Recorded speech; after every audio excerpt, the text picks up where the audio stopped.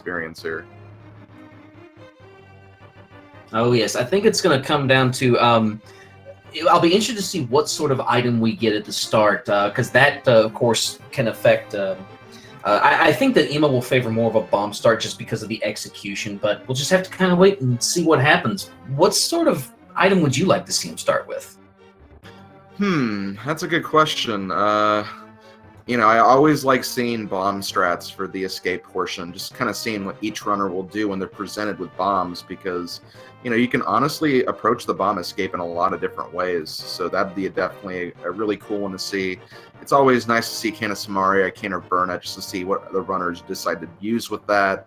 Bow is also very fast as well, so yeah, really there's just a lot of things that can just really get this run started on the right or maybe even the wrong foot, but we are going to find out what we're going to hit for Uncle today. We are getting the Cane of Samaria.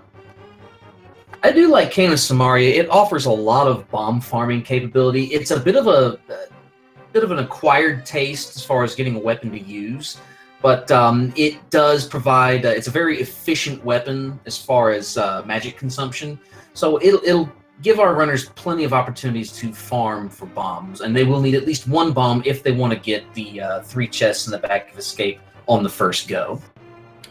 Yes, that is definitely true, and pretty much like you said, like Cane of Samaria uses probably the least amount of magic of all the magic weapons you can get in escape, which does provide ample farming opportunities for all the different types of guards, whether they're green guards, the green knife guards, the blue guards, the rats in escape, the snakes in escape. Like, there's just a lot of opportunities just kind of get those prize pools activated and trying to find that first bomb, like you said. Now, interesting thing to note, if they happen to find boots early in escape, they actually will not need the bomb, because at that point they will be able to use a dash to open that first wall that the chests are behind. So boots would also be a nice opportunity, plus they would be able to do the run that much quicker. It's going to unlock a lot of good movement tech early. So bombs not strictly required, but 95% of the time that's the item you're wanting to find. Yeah, for sure, definitely. Looks like sab0tender having a little trouble with his green guard here, but does get him down here, gets a red rupee for his trouble. And they are both, once again, pretty much on pace for having this. Oh, wow. And Power Glove.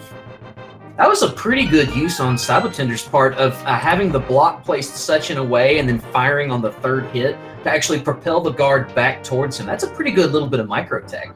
Oh, definitely. Could not agree more. And that Power Glove, of course, that's going to be one of 3 items that we're going to need to get our Dark World access. That is true. It also means that because we have that glove, if we somehow don't get bombs, we'll be able to actually get through to the back of escape without having to go through the front door again. Indeed.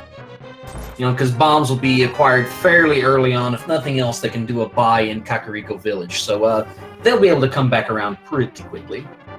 Mm-hmm. We are getting some questions in chat about the sprites our 2 runners are using here. sab0tender using the Popoi sprite, character from Secret of Mana, and EmoSaru is getting a little more personal with her sprite. That is actually the EmoSaru sprite.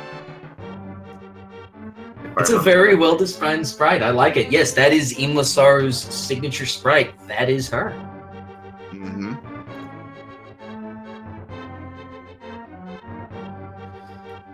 Yeah, they have Zelda now, so they're going to go back through the whole front of escape, get to the back of the sewers. Still have not found a bomb drop yet, but there's, again, a lot of small creatures in the sewers part of escape. And, there's a lot of chances to kill a bunch of enemies at once. They can really kind of capitalize that in that section and try to just bring out that one bomb drop they're looking for. Well, remember, the Cane of Samaria, that block, the damage it inflicts is equal to 1 fighter sword swipe. So they will be able to use that to be able to take out those rats. Now, the block will disappear after taking 5 hits. It can dole out damage 5 times and it evaporates. But there are places in Escape, in the dark rooms, where you can get a lot of rats together. You can actually do some very efficient farming with it. We'll see if we'll have that on tap here. And then, again, both of them just pushing the Sanctuary block there at the same exact time. So they're just really neck and neck right now. Again, the beginning of Escape, pretty not like it's everyone has to go through this. Whoever comes out in front is not going to really have an advantage, so to speak. But still, it's interesting to see just how evened up they are right now. Indeed, and so far it's been a pretty dry seed for bombs. We have not found any drops yet, and they've done a fairly good job of farming. We'll find that 300 rupee drop, though. That will help to give them some finances early on, not only for the potential bomb buy, but also early on you are thinking about Zora. The sooner you can cross that check off your list, the better. Oh, there we go. Well, sab0tender found his bomb drop, and so did EmoSaru, for that matter, too. So they both will have their bomb drop for the back of Escape. All right, so we'll be able to check those chests very early on.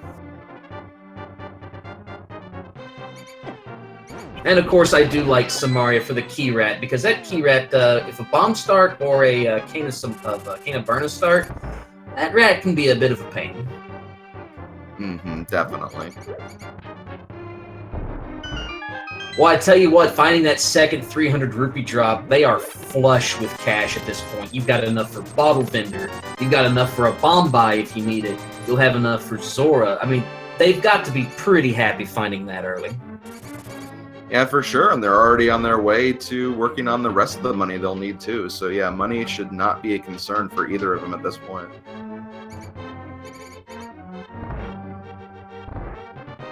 Looks like Emo will be the first to emerge into Sanctuary. Sabo right on her heels, though.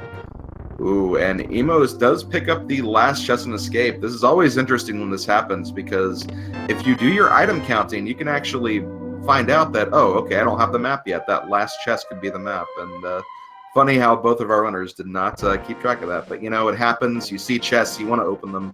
I cannot blame them. Well, and not only that, the escape sequence, a lot is going through your head. You're thinking, okay, Yeah. I've got to plan my farming. I've got to make sure that I don't mess up escape, make sure I don't die, make sure I don't run out of ammo. There's a lot going through your head, so a lot of times you'll just default to autopilot. Oh, yeah, for sure, definitely. Anyway, only a slight divergence here. EmoSaru are going to check out the Lumberjack Cave, see what the item is on the Lumberjack Ledge wall. sab0tender is going to be skipping out on that for right now, but there is a very important item there that looks like the ice rod. Oh, that my old friend, the ice rod. Oh, but Sabo finding the hook shot, so some good value early. Now, we won't know for a fact if it's an Agaseed yet, but, well, it's entirely possible, and it will be a seed if Turtle Rock ends up being a crystal. Yeah, that's true. The ice rod is required for only one thing in the game, and that is slaying the boss of Turtle Rock, Trinex. If Turtle Rock is a pendant and it's not a pedestal seed, we will not necessarily need that ice rod, but good intel to have, because once we get to Dark World, we'll know whether or not that going for Turtle Rock is going to be required or not. Absolutely. And the ice rod, going back to your point, the ice rod logically can be in so many places. It's good to know exactly where it's going to be. You don't want to be trying to find that ice rod a lot later in the game. Yeah, definitely. But yeah, sab0tender did not go for that check right away, so he's probably going to be planning that a little bit later when he gets boots, so he can check bonk rocks and then very quickly run up there. So trying to save a little bit of time so he can maybe get some extra distance on his opponent, and if he doesn't know if he's going to need that Aghanim ledge or not until he actually gets the item he can actually use to get in there. Indeed. Looks like Emo hasn't elected to get bombs, was gambling that bombs would be in the bottom of Blind's hut. Nothing doing yet, though. So, unfortunately, she is going to have to come back and make that check again once she has some bombs. Yeah, well, sab0tender did opt to kind of go to south. Oh, wow, and there's the silvers on the bottle vendor. That's a pretty good way to spend 100 rupees. I think so, too, yeah. Much easier Ganon fight for only 100 rupees. I'd take that.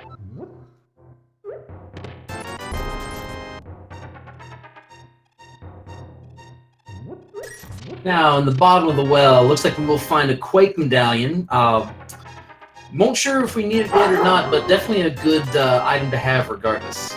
And everybody's favorite single arrow, of course. Well, hey, we have silvers, and as I like to always say, when you get the single arrow and you have the silver arrows, that one arrow is going to be the final blow on Ganon. So that's how I like to look at it anyway.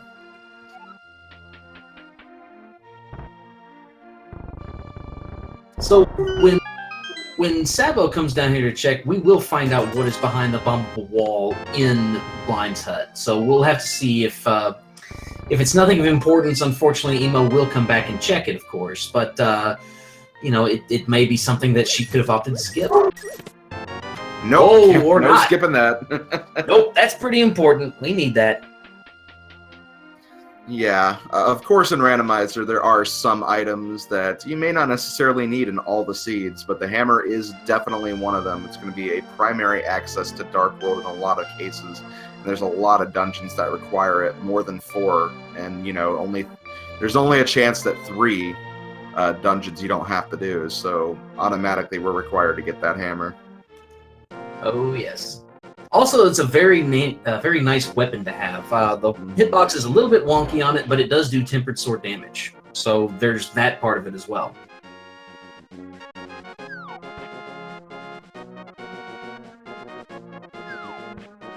Now, Sabo's going to opt to make a check on this race game first. Not a bad idea, especially because they found a lot of items early on. So you don't want to commit to that race game unless you know, like I said, you know that you're going to find something good there. Right, exactly. And with all the items that he can get in Kakariko for right now, sab0tender is going to be making his way to the South Shore. Going to see a nice little trick here in a little bit using the hook shots, where you can essentially get through the whole dam sequence over here with getting both items without having to enter the room twice. You just kind of use the hook shot while you're moving the block. You'll get to the chest, and you can still manage to get to the rest of the dam without having to come back in. Yep, it's a nice little micro time save. Saves you between 5 and 10 seconds. Mm-hmm. Also, we did find out that there is a blue mail in the library, so if they get boots, if they need some extra defense, they can opt to go back there and grab that. Well, and so far it's not a unhealthy seed, especially given how early it is, but it's not like they're having hearts thrown at them. So again, you know, if they find boots early on and it's still not a very healthy seed, it's nice to have that effective doubling of your health pool. It makes you play with a lot more confidence, I find. Yeah, especially with Dark World. Dark World can be really, really dangerous early on if you do not have a lot of hearts, so it's always nice to have that mail just in case you just don't run into health very early.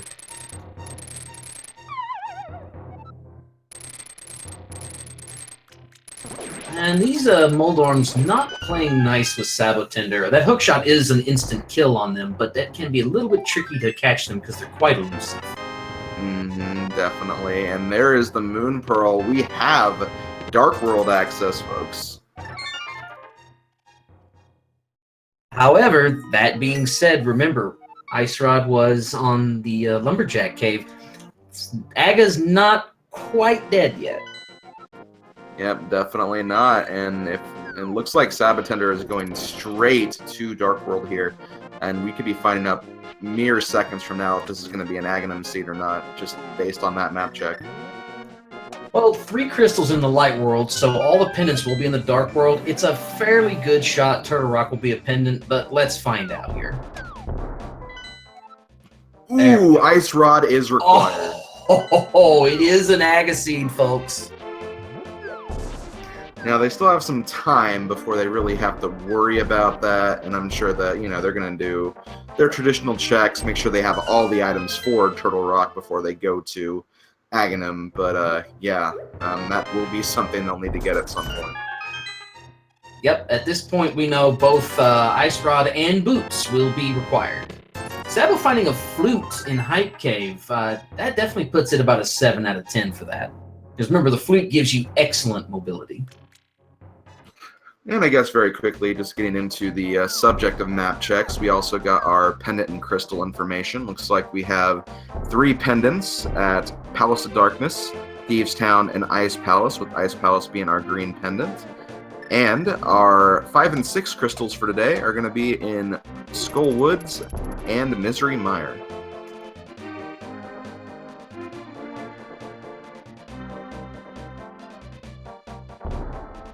definitely good information to file away because, you know, once you get to that point, you know, Fat Fairy is 2 checks, and sometimes it's easy to write that off as far as, you know, wanting to skip that location. But it's always something you have to bear in mind very early on. Yeah, definitely. Anyway, well, sab0tender kind of checking some of these early Dark World checks. EmoSaru using a technique known as fake flippers, where you can basically swim in the water without the flippers item. The way she activated it is she went to a place where she could jump down into the water, right next to a screen transition. If you move into the screen transition 1 frame from that transition, you can actually get in the water without having the flippers. Only counter, you can't not get hit when you're in this form, otherwise you, in the randomizer, will take an instant death, because otherwise you would soft block, so gotta be careful when doing the fake flippers technique. Now, the second half of that little trick, since Emo has the Moon Pearl, she'll be able to set up what's called water walking. She's essentially tricking the game into thinking that she is in a different layer, and so she is able to actually walk on water with having the Moon Pearl. She just has to enter Waterfall Cave and then swim back out. And she'll be able to walk on any water tile. Now, if she gets hit at this stage, there is the potential for soft lock. So she's going to have to be very careful here. She did not opt to check the Zora ledge, by the way. Ooh.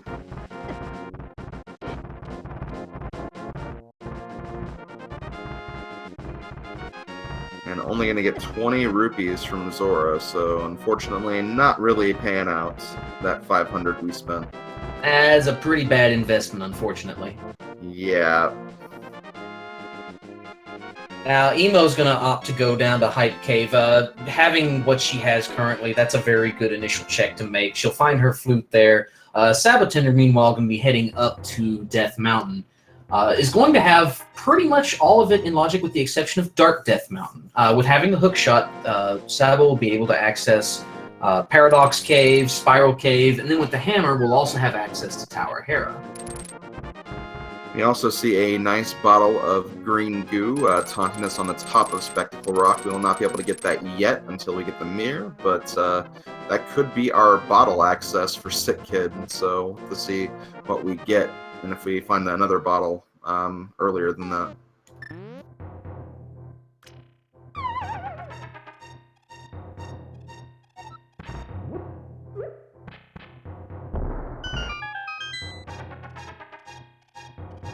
Now, Paradox Cave, of course, is a very dense location. 7 chests to be found here. So far, bombs and a heart, which, you know, only up to 6 hearts at this point. sab0tender probably very happy to find that, because still sporting green mail. Yes, definitely.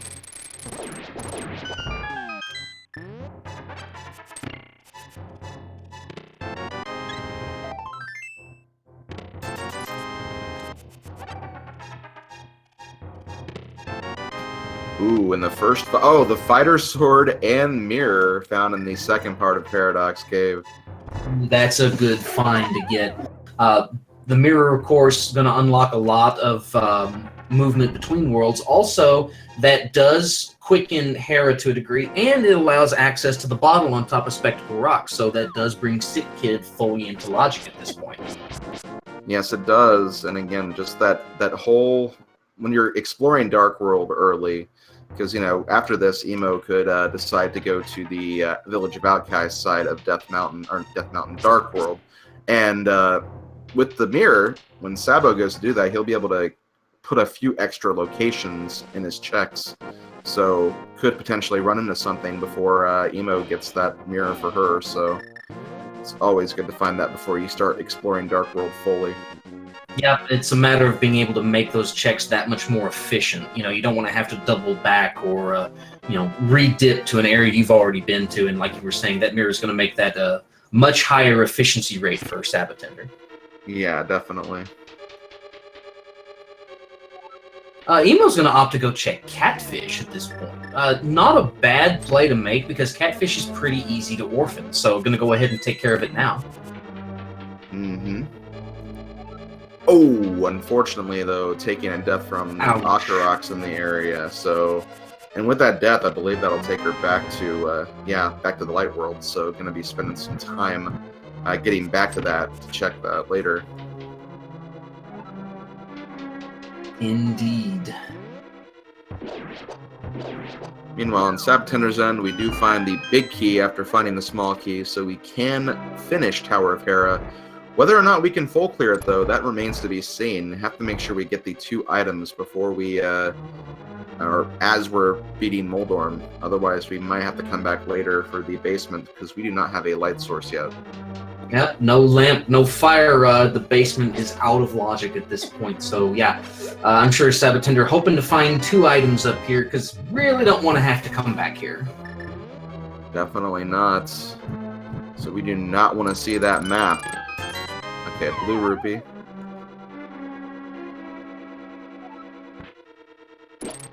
Now, falling from the top right here, by falling by the top quadrant of that hole, he does not have to worry about falling 2 floors, only 1 floor. Mm-hmm. It is possible to use a bomb to cross that hole, but it can be a very difficult setup. With no boots, it's a 2-pixel window, and if you fall from that bottom quadrant, that's a 2-floor fall. That's a massive time loss. Yes, it really is. You do not want to fall 2 floors in Tower of Hera. Thankfully, it's not a huge dungeon to re-navigate or anything, but still, it can just be a pain having to redo stuff over and over again. As we get into everyone's favorite boss, I say that with a lot of sarcasm, we have Moldorm. Yeah, you have to be very careful and try to watch and see and try to do some prediction on where Moldorm is going to go. You can take a very aggressive approach and you can shorten the fight time, but taking that aggressive approach, you'll be very careful you don't get knocked off because it doesn't take much and it can cut quite a bit of time out. Sabo making excellent work of Moldorm, though. A very good hammer fight. Unfortunately, though, he does get the map, which means there's going to be 1 item left in Hera Basement that we're not going to see until we get that light source.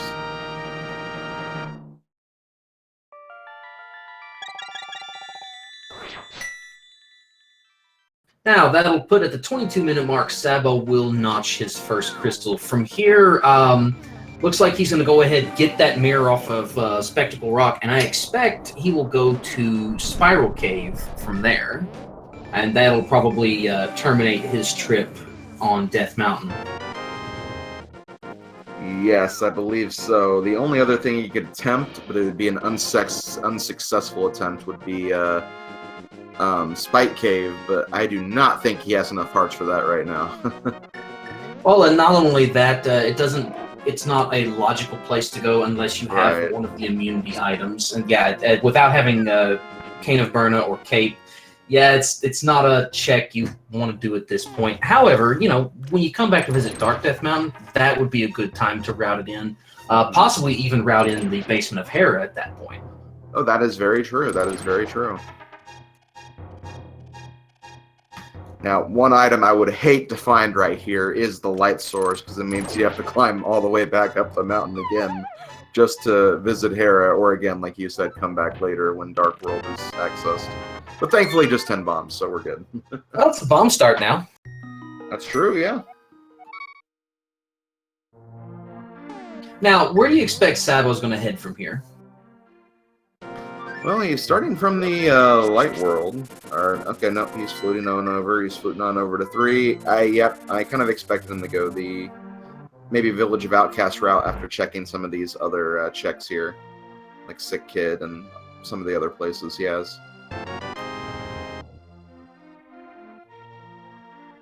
And Sick Kid giving up his beloved bomb bag to the hero. The sacrifices you have to make.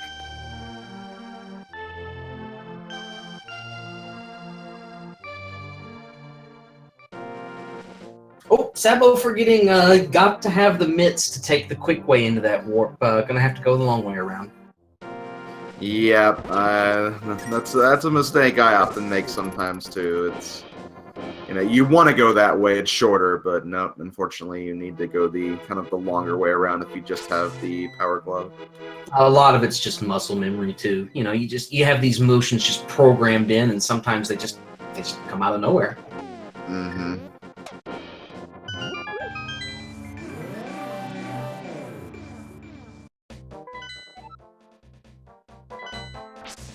Now, Okay. Thieves Town is a pendant, so it looks like Sub are going to opt to make the Skull Woods dip early. May have to come back to it. I'd be curious to see how he approaches Thieves Town, because Thieves Town has a very high density. It's got 4 items in it, but being a pendant, it's not necessarily required to clear all the way to the back. Yeah, I'm really curious about that too. Some runners will opt just to check the first 4 chests in Thieves Town. Chances are you could get 3 of the items, and you may not need that last item, but still, it's always a risk to leave an item behind. But look at what we found in there. We found the Titan's Mitts. Maybe it's just me, but it seems like you find the mitts in Skull Woods a disproportionately high amount of the time. Maybe that's confirmation bias, though.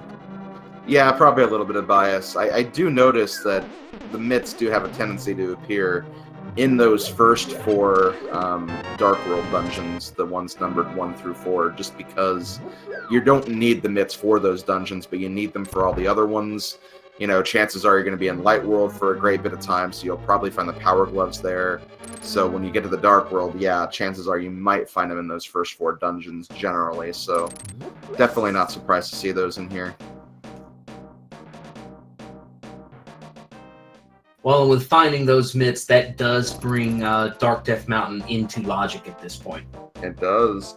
And I believe we have both items for Skull Woods out of the way already, so Sabo is noping right out of there until he gets that fire rod. Don't blame him.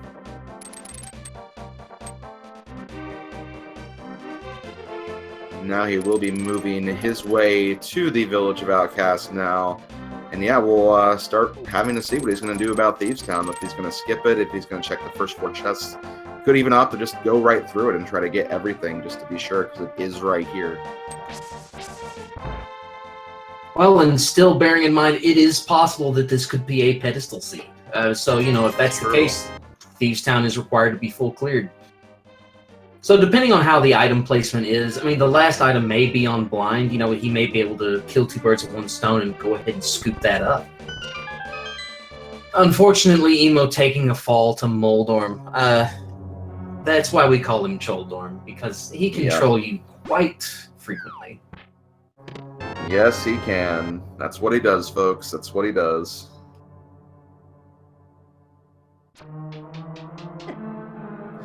It looks like was using the sword a little bit, probably just to kind of line up the hammer shots a little more, and we do get the cape inside Thieves Town as EmoSaru finishes up the Moldorm fight, and she gets her first crystal.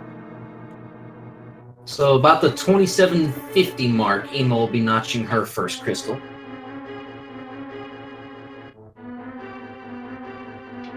Tell you what, getting back to Sabo, I do like seeing the cape, simply because the cape is such a nice safety to have. It does have a couple logical requirements, but it's a very nice item to have.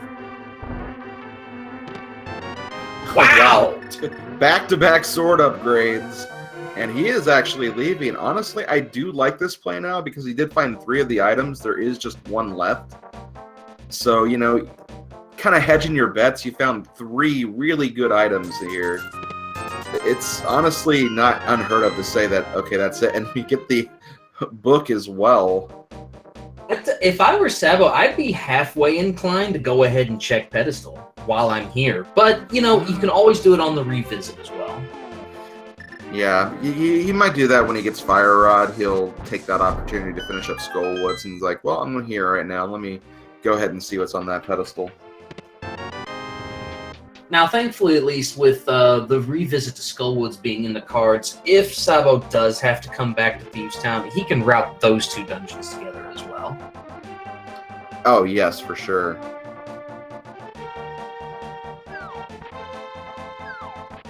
Gonna opt here to go ahead and get the digging game done first, because you can't do it if you've got the frog or the purple chest in tow. Yep. There's a lot of other things you can do with those following NPCs and treasure chests, but the digging game is not one of them. And look at that, another fetch quest item that we can actually use while we're in the area. Yeah, that tell you what, that's really good routing. That's bringing a lot of those locations into a single swipe, so very nice find there. But hey, I mean, EmoSaru is going to probably have the same luck here. She is making her way to the Village of Outcasts, going to be more than likely doing all the same checks that Sabo has been making. The only uncertainty is Thieves Town, but, you know, at a time like this, I would be shocked if she didn't enter Thieves Town, just because, you know, Skull Woods will be a quick clear. What else can you do at that point? At this point, about a 4-minute difference between our two runners, maybe a little bit less than that. They are, Emo is more or less trailing in Sabo's footsteps, but anything can happen. Sabo elected not to check Graveyard Ledge. EmoSaru may elect to do that. That's true, and we do find the other male upgrade here in the Peg Cave. So, yep, once they find boots, if they're so inclined to get red mail, that's just a quick trip over to the library. Although I'm sure both of our runners are going to be more than confident working with the mails they have right now once they get blue mail, so may not even be considering that. Oh my gosh, another fetch quest item, the shovel. Well, the efficiency continues. Yeah. You will really be able to notch all this off. Yeah, really convenient times to get all these fetch quest items. I mean, I don't think there was anything important up there, but, you know, we got the cape for the Pumper Ledge, which is near here. We got the powder, we got the book, and we get the Bombos tablet. We have the shovel now. Just all these checks are just, oh my gosh. Butter! 3130 butter. I tell you what, if you're sab0tender, you can accomplish that Southern Dark World swing in one fell swoop. You'll be able to notch all those locations off. If you find flippers along the way, I'd be inclined to make that swing. Get the flippers, go ahead, make that route towards Swamp Palace, do all the checks along the way, turn in Purple Chest at the end, Bombo's tablet is right there, and then right back into Swamp. Yeah, this is quite literally turning into a counterclockwise swoop through the Dark World right now, and that's exactly what sab0tender is going to be working on right now. It's an Australian seed. Yes, we'll go with that.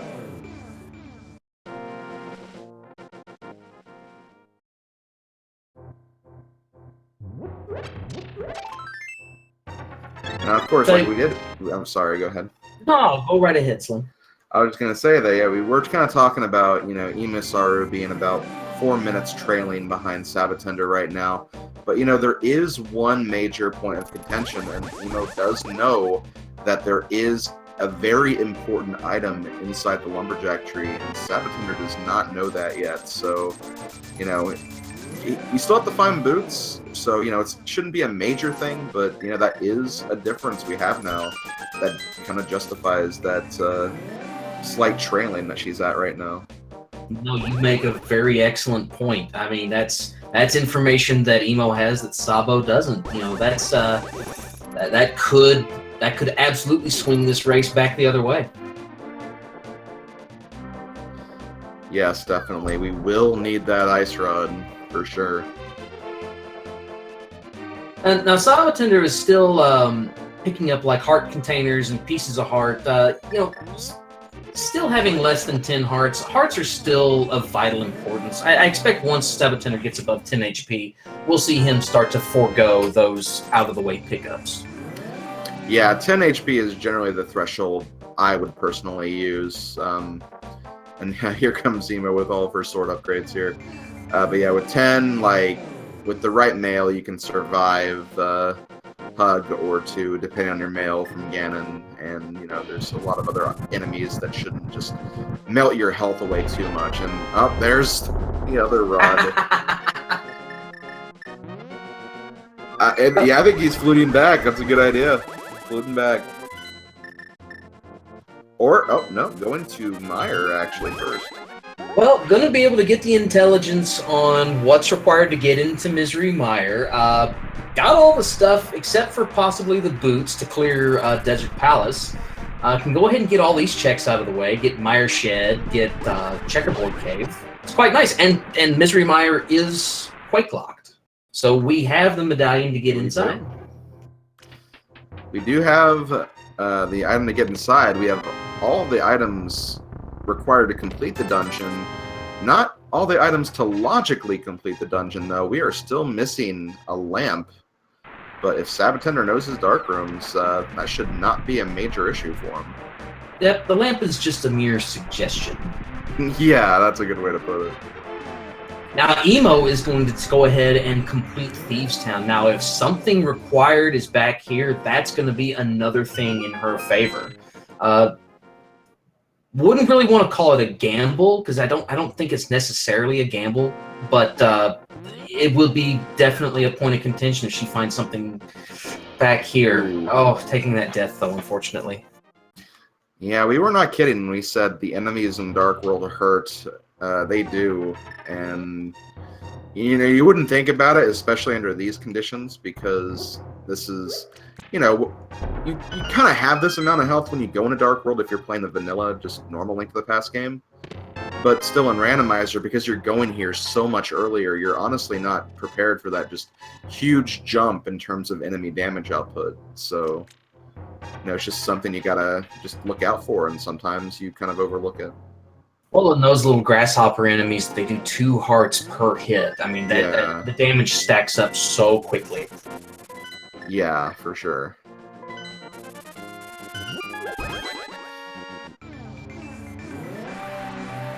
But Emo also going to make the Graveyard Ledge play, so again, these are locations that sab0tender hasn't checked yet.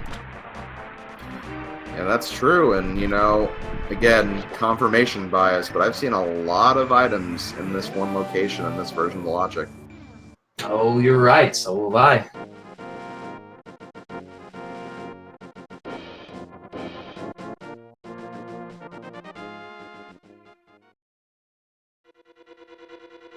Oh, just a blue rupee, though, unfortunately. It's always when you hype up the location to have something, then it has nothing. Then you're like, this is not going to give me anything. It just has, like, the flippers or something. Indeed. So how should I announce that Desert Palace is not boot locked? Should I add hype or just like, it's not boot locked? It's not too important just because, there's something more important that's boots locked right now that's that's going to be more relevant, I think, later on. Indeed.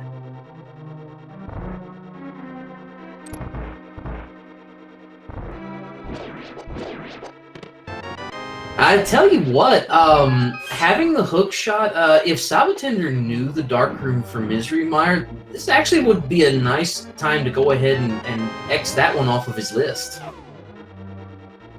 I mean, granted, you've got Blue Mail, you've got 8 hearts, it's a bit of a gambit, but you have Samaria, you have Butter Sword, which you could just cut through Vitreous quite handily with. Yeah. I mean, and you could utilize the NMG strats, I mean, you could, in theory, complete Misery Mire right now.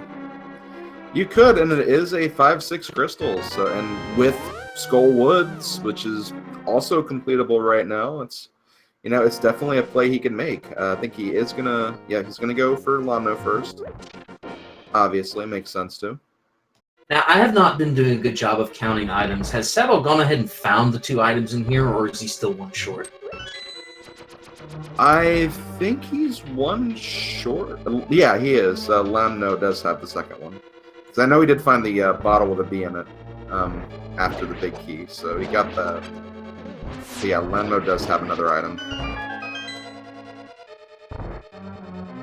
Well, I expect if he finds the lamp here, he will dive straight into Misery Mire. Yeah, kind of have to. It's again kind of going through that counterclockwise routing. I mean, doing everything else in this counterclockwise shape. It would make sense to. Emo using a really neat trick, utilizing the Cane of Samaria to be able to get through that Dark World portal, not have to be able to trigger that portal to tell her or to take her back to the Dark World. So that's a pretty neat little bit of tech that you don't see that often. You really don't.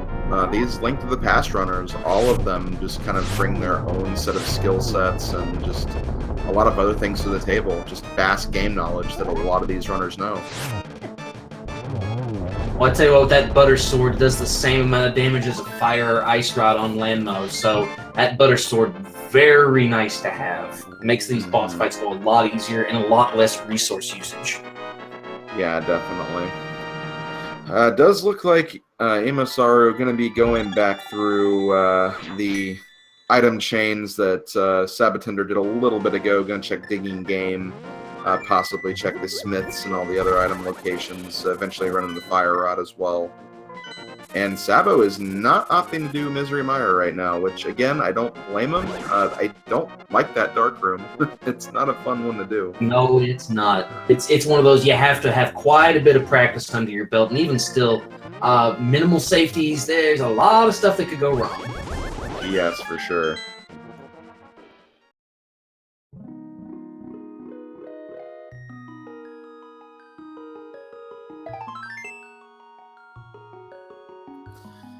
But yeah, looks like we're going to have a small bit of catch-up from both runners here.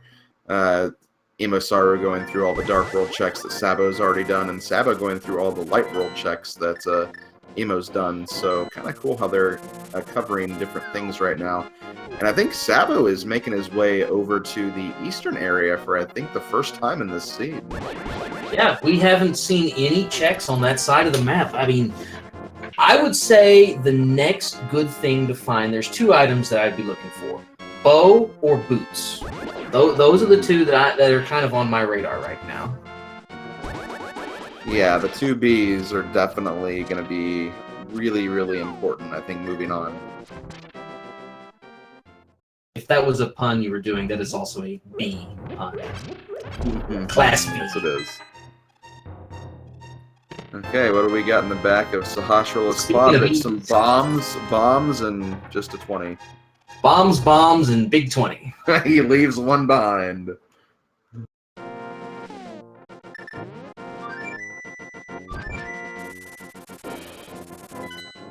So Sabo fluting out. I expect gonna check. Probably gonna get the Old Man done here, and then going to check into Dark Death Mountain. Yes, I think that would be the next step. Usually when you get like the mitts right away, you know, you always kind of have that Dark Death Mountain check on your mind, just because it's like, well, you know, I have these items, there's stuff to check here, I can get some intel on Turtle Rock. Would not be a bad check to make right now. Not at all.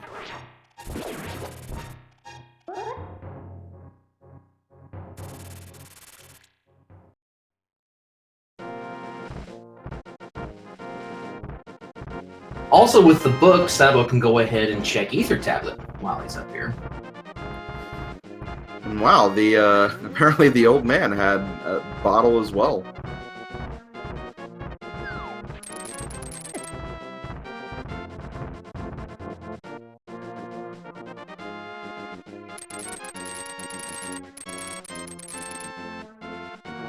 And like we were hinting to earlier, Emo making those that counterclockwise sweep through the Dark World. Going to drop off Purple Chest. Going to find the Fire Rod when she gets down there. Be interesting to see what she does at that point. Of course, we want her to be making her way towards Death Mountain, because the sooner she finds the boots, the quicker she'll be back in this race. Because again, that Ice Rod, she knows exactly where it is. Yeah, and I mean, we haven't seen the medallion yet for Turtle Rock. We're going to be finding it out momentarily. But if it's Quake as well, you know, that Ice Rod's the only item they'll need to complete this dungeon, because they have all the other ones. They have Hammer, they have Samaria, they have the mitts to get in. So yeah, we'll see right now what we need for Turtle Rock. It is the Bombos.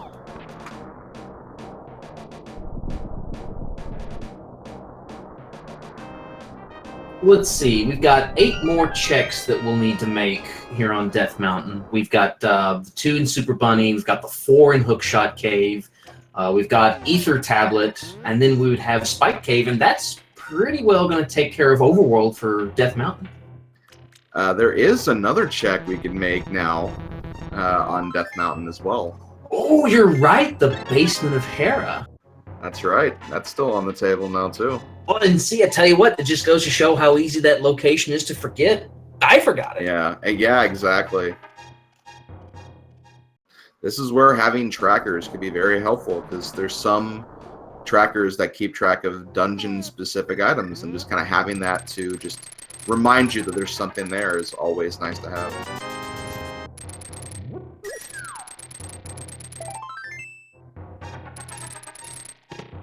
Speaking of trackers, I actually use EmoSaru's tracker, and I believe she has a capability where you can actually keep track of those locations. It's quite a handy little feature. I do like her tracker. Definitely. Yeah, very, very good tracker.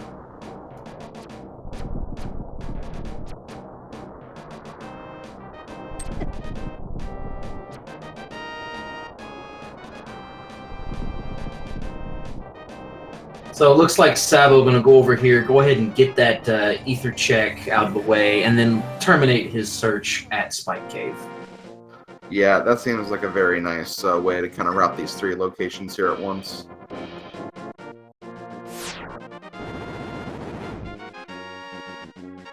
Well, how about that?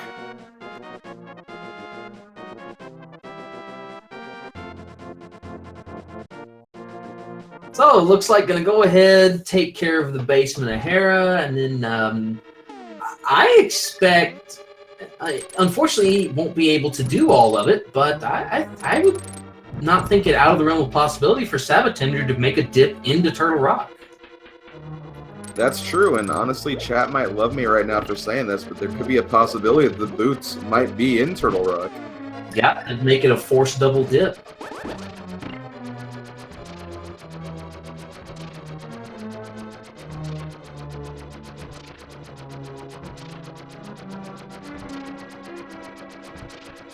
But yeah, Sabo gonna have a little bit of a coffee break right here as he just lets a few floor tiles smack him in the face. Emo's gonna be making her way through desert, checking those last few remaining spaces that she has. Unfortunately, the item she's looking for will be on land mode, but she needs to beat land mode anyway, so that's not gonna be too much of an issue. Yep, gotta grab the crystal.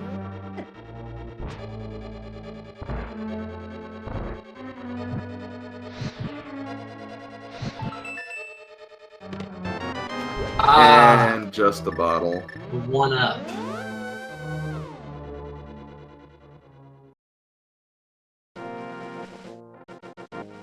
A little bit curious, sab0tender did not get that full decanter in the basement of Hera. Not a lot. I guess not a lot of people think about that being there, but that would give him a full magic bar heading down into Spike Cave. That would make him get more mileage out of that cape.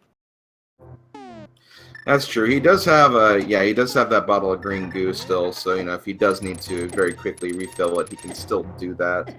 But yeah, that it is nice to definitely memorize those full magic jar locations for matters like you spoke of.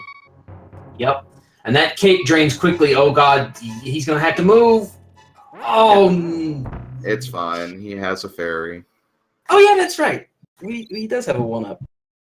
Yeah, if anything, the Hera fairy there was just gonna, okay, this is my Spike Cave check. Oh, and just for that. Here's your prize. Get out. Okay, he is not going for the Turtle Rock play. Now, it's, I would be interested to see if EmoSaru goes up there next, because, knowing what she knows, and, if she thinks that, the boots could be in Turtle Rock, that could be a really calculated gamble going in there to check. Well, and with 2 deaths, I expect Emo feels behind at this point, so Emo may be more inclined to make those gambling plays. Exactly. And speaking of gambles, sab0tender moving over to the Palace of Darkness and Eastern Palace area, probably going to combo check both of these at once.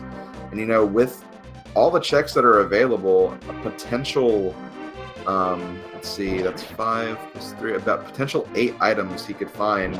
Not likely to find all 8 of them, but still, there's a lot of items that you could potentially get in this area. Indeed. And remember, I mean, we still have quite a few items we need to find. Gotta find bow. Gotta find boots. Gotta find flippers for that point. Swamp Palace is a crystal. Flippers are a hard requirement for this seed. Yes, they are, definitely.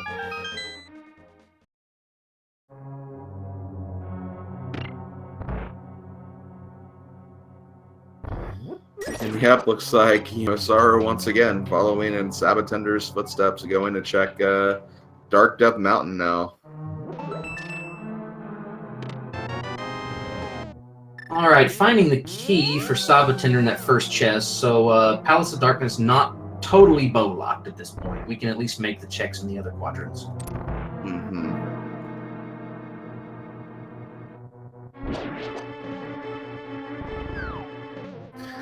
Although, you know, he does have that bottle of green goo. He could have actually done a bit of a sequence break and maybe gotten a few items out of sequence, and it could potentially kind of help him figure out where that bow might be if he does do something like that. You know, you're absolutely right.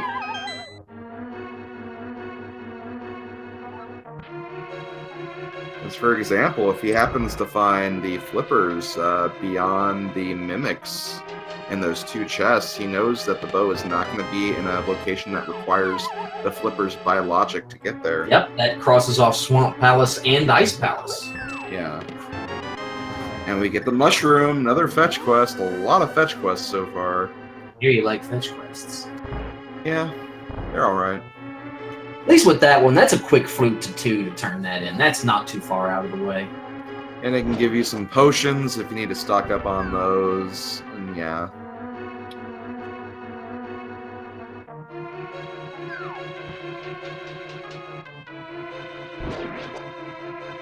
Now, interesting to note, with the exception of Harmless Hellway and that chest in the room with the turtles, everything else is logically locked by the lamp.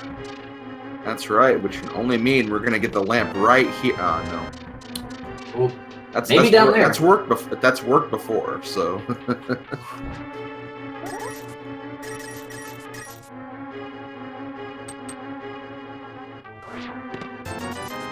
Just a big 20 in the dark. And the other one has a small key.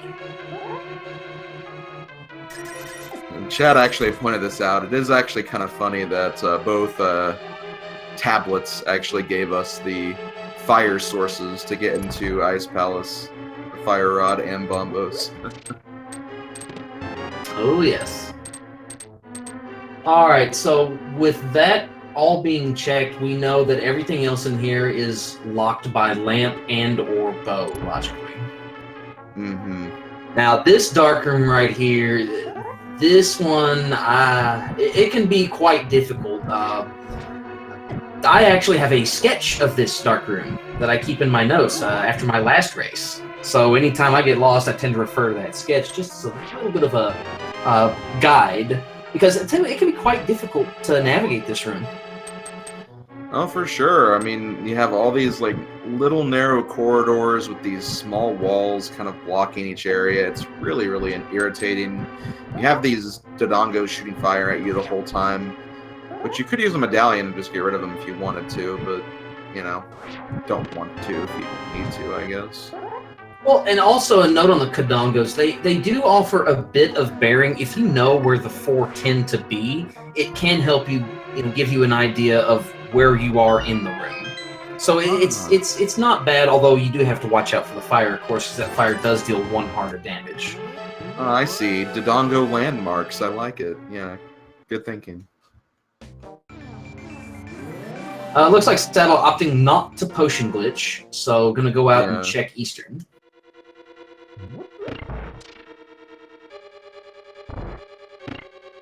Now, it'll be interesting to find something here. Remember, this is a location that was accessible from the very beginning.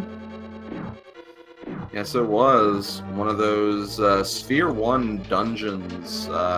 Pretty much you can access this dungeon as soon as you get out of the escape sequence. And, that means it's the prime target to have any item in the game. And I tell you what, if sab0tender does find the boots here, I mean, he'll be happy to have them, but he might start to feel behind at that point because, again, he might be thinking, oh, God, my opponent found these early.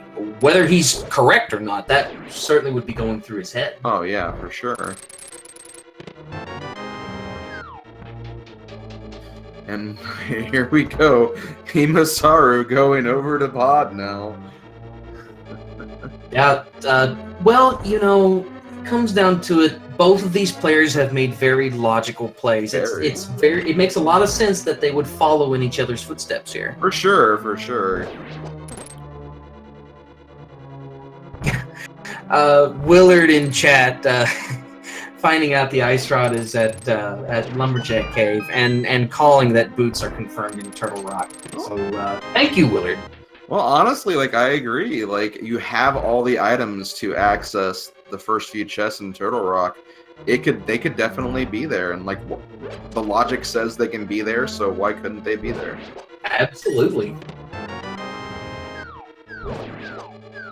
I'm actually really curious where this lamp is, honestly, because we've done, you know, quite a few, well, not too many, I guess, but, you know, we've done some dark rooms, and, you know, they can't really be in too many other places. I'll take places the lamp can be in troll locations for 400, Alex. Answer, Turtle Rock. Or no, answer, this dungeon is very much a pain in the neck, and the lamp can be here a lot. What is Turtle Rock? Yeah, I mean, that's true, it can be there.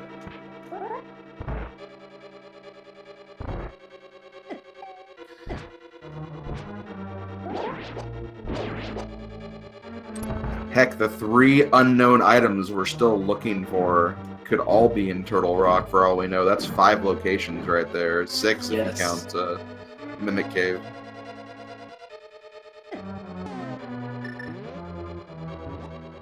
Sabo gonna opt to go ahead and use the cape here. Eastern a bust. Eastern, not helpful. Yeah, not really. Nothing. I'm really wondering where to go. Okay, you know, I think that, you know, there could be something in Misery Mire. Now I think about it, because we can access the first part of Misery Mire, no problem. Mm-hmm.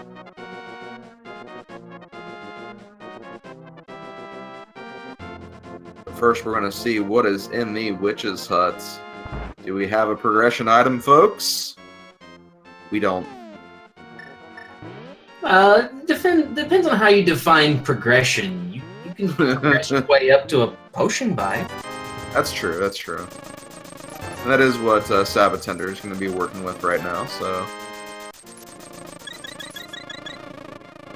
Oh, I got excited. I thought Emo was going to be doing the potion glitch, because she was in the right area, but no, she's going to walk out back this way.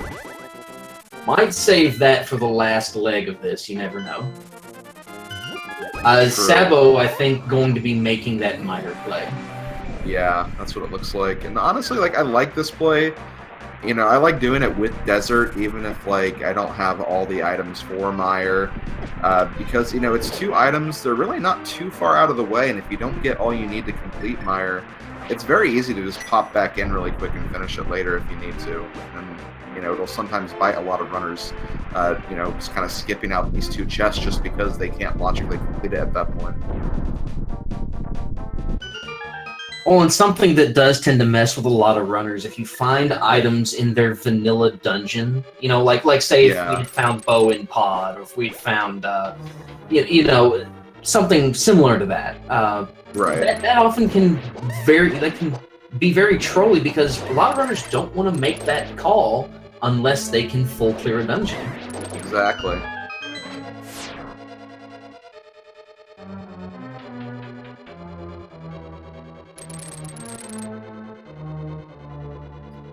Also, again, chat pointing out that we also don't know what's on Zora's Ledge right now. Not that it matters, we can't get what's on Zora's Ledge, but yeah, we did not see it on EmoSaru's screen when she went by.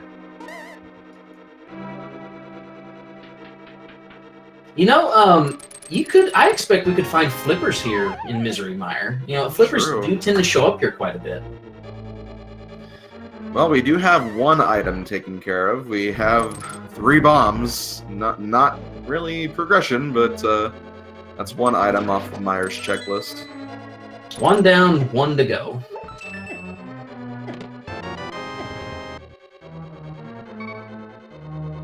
Thankfully, Sabo does have powder, so we'll be able to use the numerous anti-fairies in here to get a boost.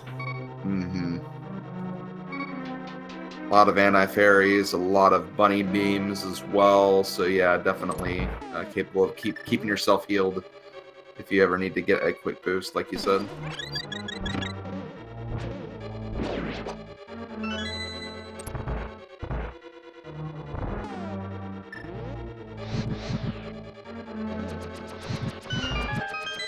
I expect Emo she's gonna mirror out and check Eastern Palace. It's again just the logical play to make.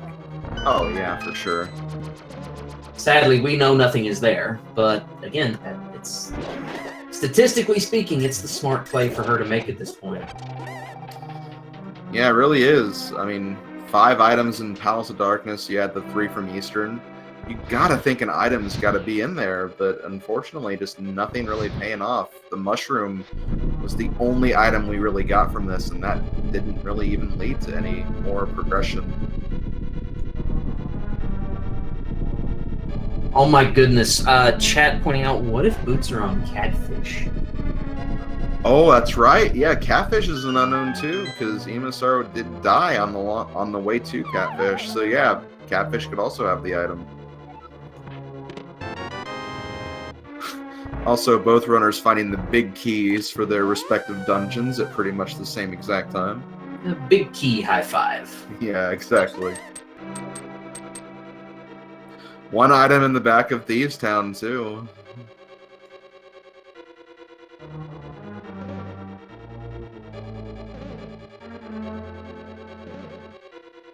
So still a lot of, I mean, Emo trailing behind a bit, but has that knowledge of the ice rod, and then a lot of these orphan locations could come into play. So I mean, this race is still very much up in the air.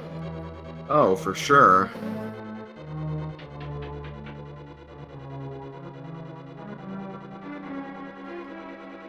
Just a simple decision like maybe Emo going to Turtle Rock next as opposed to Misery Mire, that could put them even closer together than they are right now. So indeed, many things can happen as we're gonna get the big chest check here. There's 3 more bombs.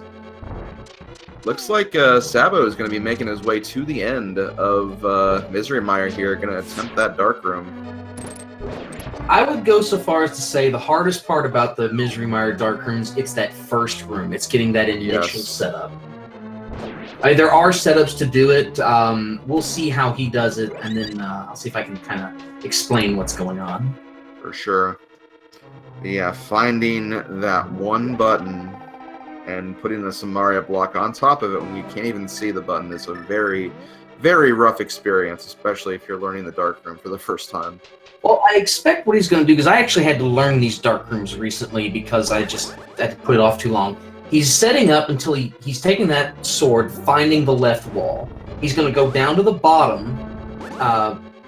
Well, he should have lifted the pot off at that point, gone down to the bottom, and throw the tile up. Once you do that, if you throw the tile from the bottom wall up, it goes just far enough that it lands on that pressure switch.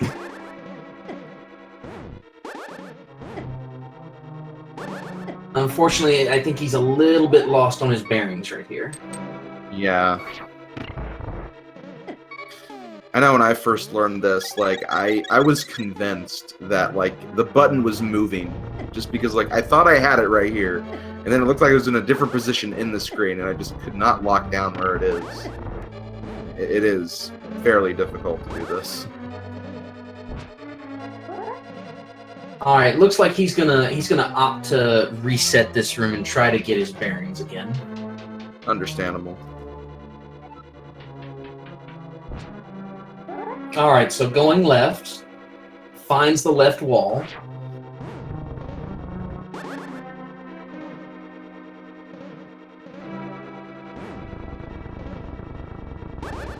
I don't know if he lifted the pot off again or not. He might need to relift that pot.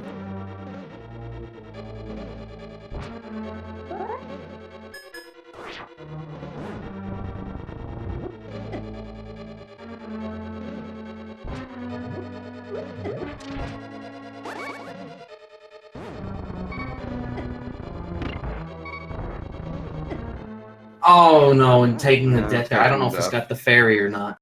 No, he used it in the spike cave, so... Oh, that's unfortunate. And he is opting to come back later. Now, it's hard to say if this is gonna... I mean, obviously he did use up a lot of time while attempting that. And, if Emo managed to get through there without having the same issues, then Sabo will have to come back here and complete that later. But he is going straight to Turtle Rock at the very least. So, you know, he's making progress. I find that it's better, like, if you're kind of struggling with something, it's too tilted and just kind of move on to something else you can do and then come back later, because if you just spend more time and, you know, keep having the same difficulties, you're going to waste even more time. So sometimes you just gotta know when to stop, and, you know, I do understand kind of stopping there.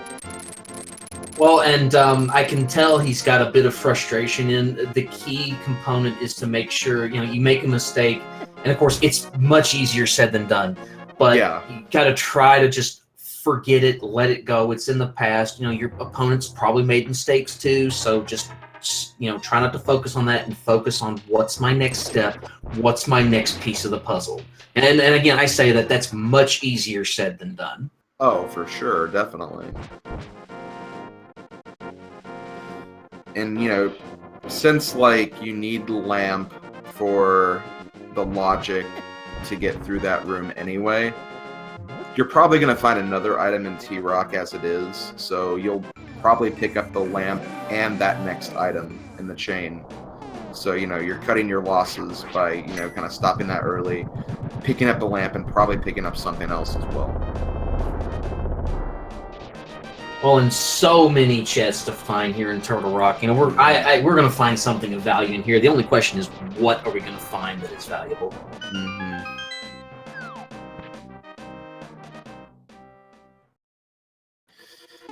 He doesn't know it yet, but boots would be very, very valuable to find. Extremely valuable. And I tell you what, he finds the boots here, he might go check Lumberjack Cave immediately thereafter. Yep.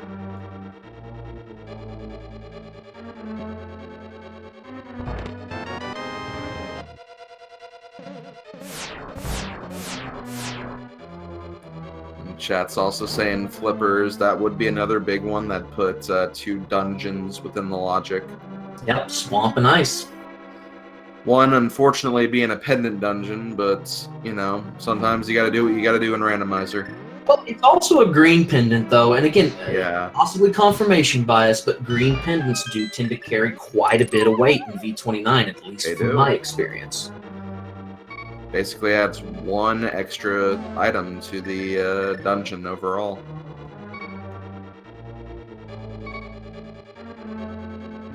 Now with Blue Mail, Sabo playing very conservatively here. I do like this. Remember, he can mirror out, get that full magic refill at the very beginning. Mm-hmm. Going to have to be careful, though, because, again, you know, 2 hearts and on Blue Mail, the stuff in Turtle Rock hurts a lot. Case in point, the upcoming Chain Chomps. Just as nasty as Ganon in terms of damage. Yep, exactly.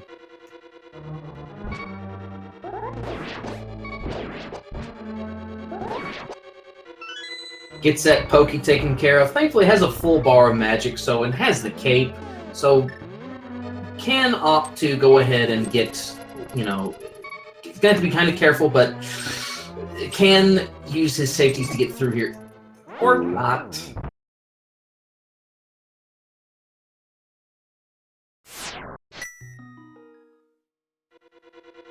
Again, those little guys, they hurt a lot, and there was no real anti-fairy to find, so, I mean, that's a very tough room to do. It is. Like, we couldn't really get a great idea of how much damage they do, because Sabo did only have 2 hearts left, but they can do up to, like, 8 hearts of damage on green mail, and that's just deadly. That's a lot of damage you do not want to be nasty. taking.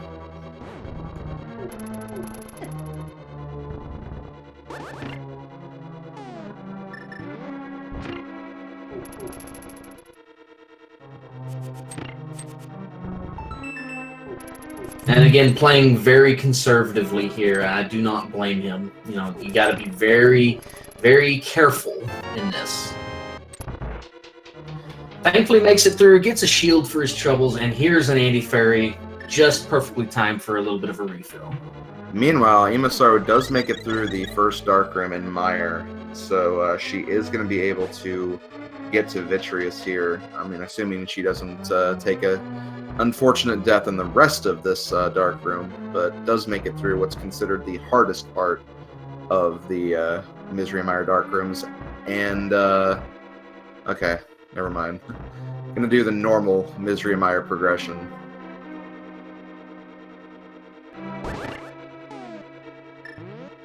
Well, again, the hard part about that dark room, again, it's the setup. Now, once you can get the setup down pat, it's not too bad after that. But again, that takes a lot of practice to get done. Oh yeah, for sure.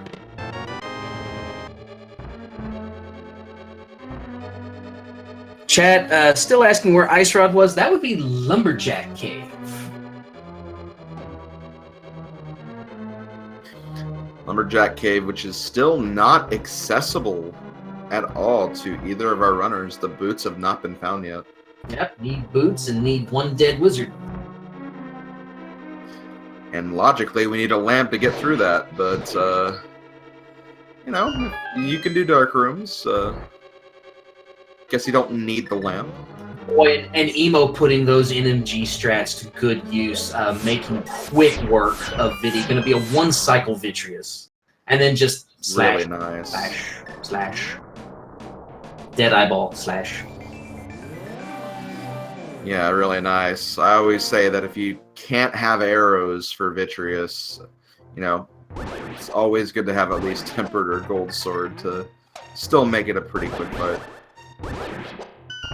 I tell you what, EmoSaru, having a Fire Rod, I would say Skull Woods would actually be a pretty good play at this point. You unlock the last of the 5/6 crystals, so you bring Fat Fairy into play, plus you can sneak a peek at that pedestal. Mm-hmm. Yeah, looks like EmoSaru is going to be heading towards Skull Woods to pick up that second 5/6 crystal.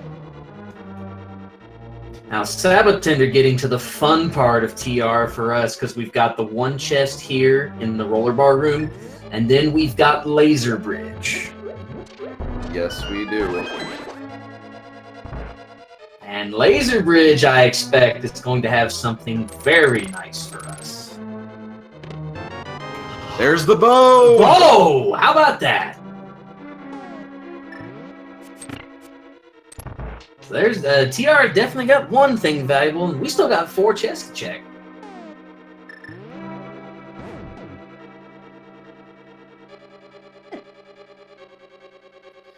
Okay, so, you know, I'm accidentally taking a fall there. This continues my curiosity for where that lamp is, because that bow will actually not lead to where the lamp's going to be, because, you know, the bow only helps with Eastern Palace and Palace of Darkness, and we've already essentially explored all the non-lamp lock sections of that dungeon. So, you know, that lamp could be in some of the locations that EmoSaru unfortunately missed out on because of taking a death on the way to those locations. You know, lamp could be on Sahasrara. Lamp could absolutely, well, provided that we find flippers in a non-lamp lock location. Yes. So I'll put an asterisk on that. sab0tender going to take the safety door here. Absolutely a smart thing to do. Don't want to try to get queued at this point. Yeah, understandable. Oh yeah, I guess lamp could be on the right side of pod. Because, yeah, those rooms aren't dark. Well, actually, oh yeah, they can't. Boots! Oh, boots are in Turtle Rock! Boots! It's a required double dip for Turtle Rock. Oh my goodness. I told you we weren't done here yet. Oh, no. Wow, that's a big find for Sabo. Big find. Oh my gosh, yes. So, oh man, I'm really curious where he's gonna go with those, because, oh my gosh, unfortunately. I think he realized that, oh wait, I should probably go straight to Sanctuary, now that I think about it. Yeah, okay, yeah. And I tell you what, that right there, I'm pretty sure that means Ped is dead. Because think about it, we just need lamp and flippers. neither of which can be on pedestal. Ice Rod, we already know, is in Lumberjack Cave. Yep, that is very, very true. And looks like before... Okay, now Sabo's going to the Dark World and kind of comboing Graveyard Ledge with the two Boots Lock locations. Or going back in to take on Mafia, which also makes sense, because he can do that now. Yeah. Now, with Emo having both red crystals, I expect she's going to make that play on Fat Fairy. Now, if you find flippers there, that could be big.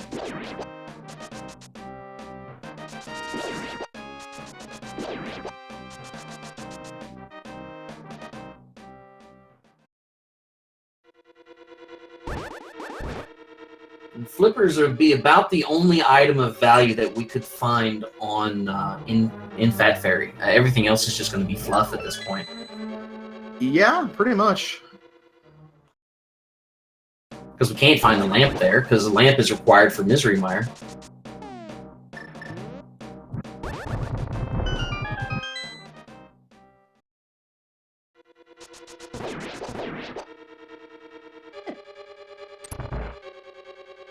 Now, it should be worth noting, Sabo still has not checked Lumberjack Cave. I expect that will change shortly, but as of right now, Sabo still doesn't know where the Ice Rod is.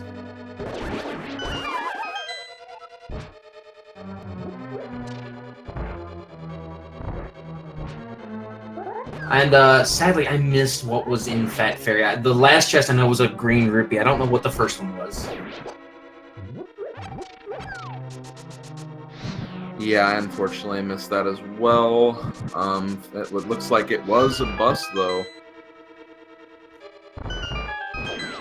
And EmoSaru going back to Catfish after the unfortunate death from earlier on our way here, so we'll see if this ended up being something very important that she potentially missed out on a lot earlier. I'm almost hoping for her sake that it is not, simply because if she finds flippers here, she might start thinking Swamp Palace, and she needs to get her butt to Turtle Rock.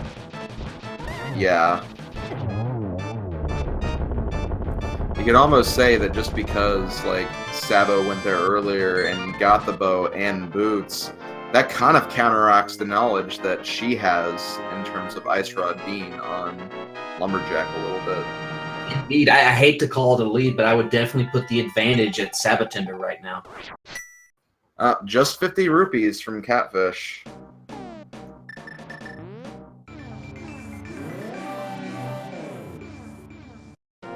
Okay, she is going back to Death Mountain, so I think this is going to be the Turtle Rock part. Wait. Oh, okay, I think she's maybe realized that, well, wait a minute. There could be something in Thieves Town, because that's another location we haven't checked yet. The last chest in there, anyway. Oh yeah, chat pointing out flippers could be back in Thieves Town. Mm-hmm.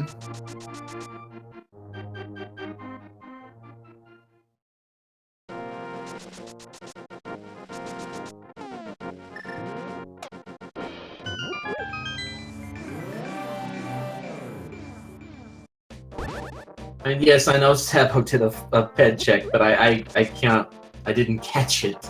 Because I guess we'd already written it off. Well, yeah, because I believe it was health, because I think Emo checked it earlier. Oh, yeah. It was definitely nothing substantial. Well, and coming up here, he's getting ready for it. Well, maybe not. Yep, nope, he's okay. going to find out. He's going to have the same knowledge that Emo has. So, yeah, once he makes this check, he's going to have the advantage for sure. He's also going to realize how mean the seed was. Oh, yes.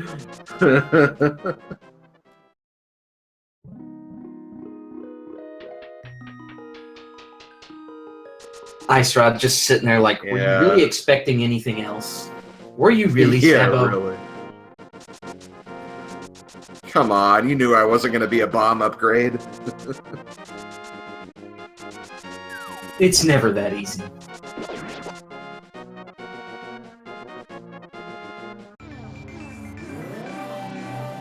So yeah, now at this point, it's going to come to a matter of who's going to find flippers first.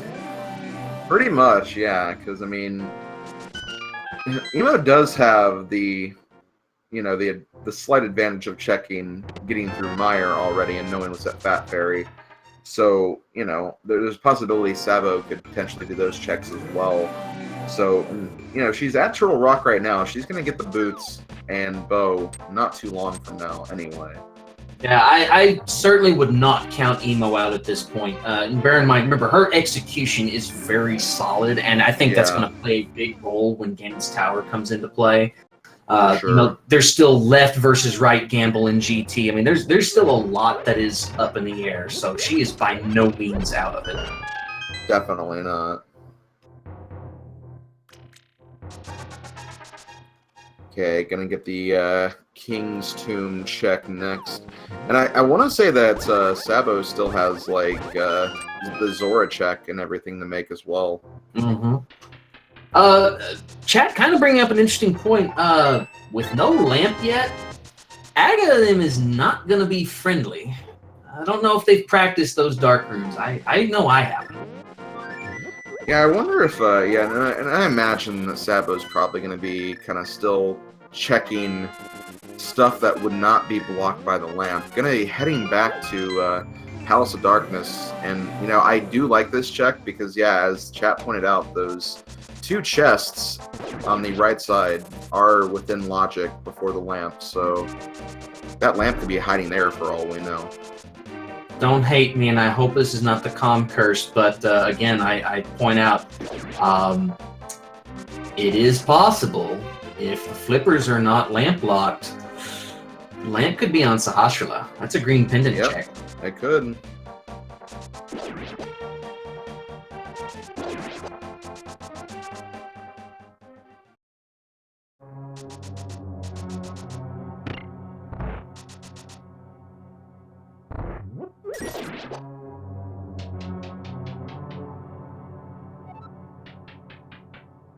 All right, now Emo going to be making her way through TR. Again, very small health pool. Going to have to be very careful how she navigates these rooms.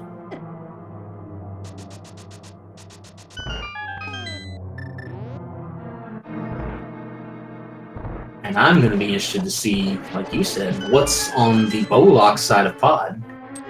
We do know we're going to get a small key, because we do not have any small keys right now, and we need one to get to the very end. But the other item, I think, is fair game. Oh boy. Let's see here. Flippers! Oh, wow!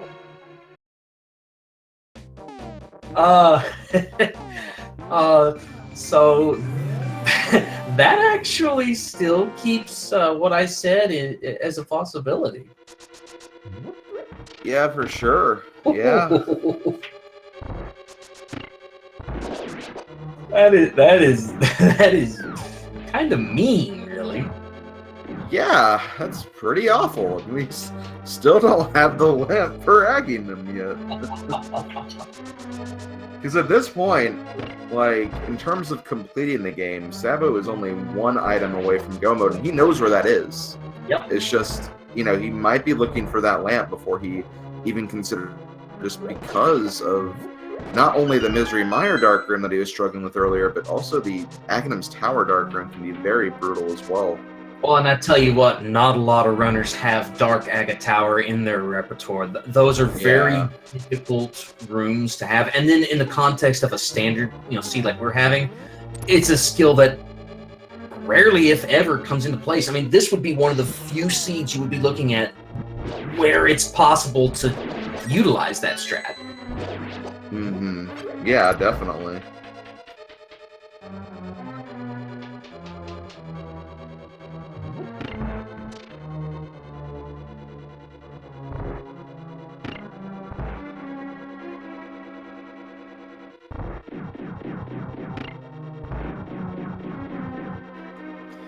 And I will say right now, if my opponent is EmoSaru and, you know, I'm looking for that lamp just to get through Aghanim Tower, I would be really worried right now and just wanting it to appear as soon as possible. Oh, yes. I mean, you've got the anxiety playing at you at that point. You know, it's a matter of you have to find a way to hold it together, so to speak. You know, you got to stay calm and continue to execute solidly.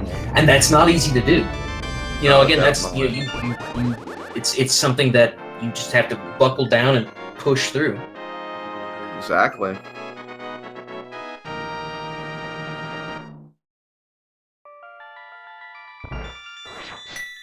Chad asking if they think Emo's going to dip out after finding the bow. Well, obviously not, because she just found it. But also, with having darkroom knowledge, this is a pretty basic darkroom to do that she's in right now. Yeah. You know, it's something that, you know, if you have any darkroom knowledge, this is one of the darkrooms you would know. And I would think that you might as well go ahead and plow on through the Laser Bridge. Yeah, for sure. I mean, this was the dark room I was really scared of when I first started trying to learn dark rooms, just because the whole idea of it just sounds scary as heck. But oh yes, I mean, after you do the kind of the Samaria puzzle so many times already, it honestly does become second nature, because you just know when those pathways are going to branch out. Now Emo is going to be burning her resources to do the checks here. She's going to have to be very careful. Oh, well, okay. She has a potion, though, at the very least. She's gonna find those boots dead last. And here we go. She's getting ready to have them.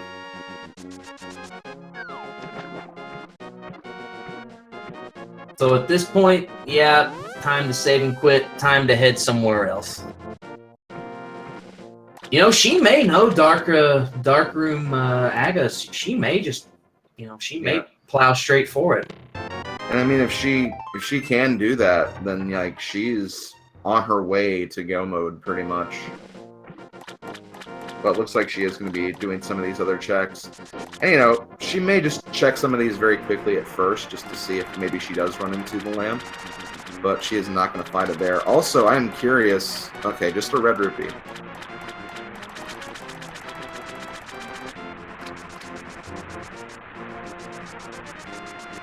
I was wondering what was on that Zora ledge. Right color, wrong item. Yeah, unfortunately. Speaking of which.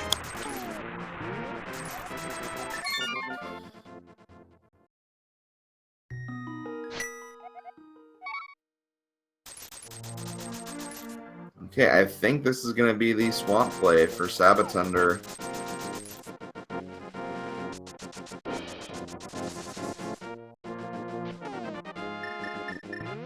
I would say at this point it's a comfortable assumption sab0tender is not at all comfortable with the idea of Dark Aga Tower. So he's going to be full clearing at this point. He's going to be treating Lamp as if it were a go mode item. Pretty much, and yeah, once he does find that, like, he knows exactly what he needs to do. So, you know, once he gets to that point, he will literally start rushing for the rest of what he needs to do. If he finds it here in Swamp Palace, he's like, okay, I'm done, let's go to the end. And then pop right back into Mire, make sure all the on-land dungeons are taken care of, and then right after that, then going to take care of Aga Tower, get the Ice Rod, and then move right back up to Turtle Rock. I would say he still feels behind at this point, or at least behind the 8-ball, so to speak. Yeah. So I don't think he's going to make the trip to get that red mail for an extra safety. Again, I think at this point he's where he feels like every second counts. So I expect we'll see him, like you said, once he finds the lamp, pure go mode. Yeah. Meanwhile, EmoSaru will pretty much be in the same situation sab0tender is in right now, very shortly, about to pick up her flippers to be in that kind of one item away from go mode, 2 by logic. So, really interesting to see what she's going to do with that information. Oh, and again, I can't remember if she knows Dark Aga Tower or not, so if she does, that will absolutely play a factor. Oh, for sure. And doing your item counts, knows that the map is going to be on Helmasaur King, immediately mirroring out of there.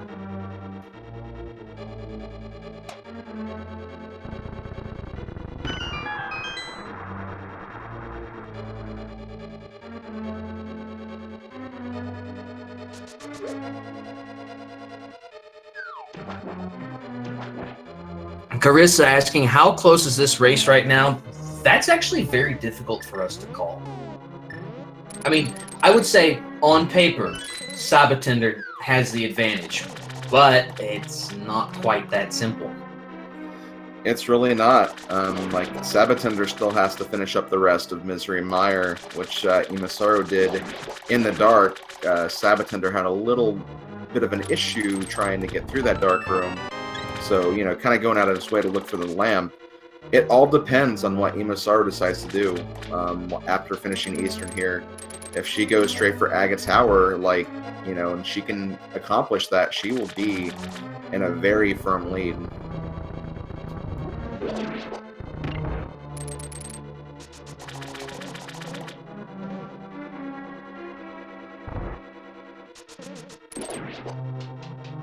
The question we're trying to figure out at this point, where is that lamp? Where could it possibly be? It's either here in Swamp and Ice Palace, that green pendant you were talking about, and we still have that one last item in Thieves Town. Yep. And you know what? It could absolutely be there. For sure. We could have all 4 items in Thieves Town being very, very important. We've already found the cape and 2 sword upgrades there. Why not throw a lamp in there, too?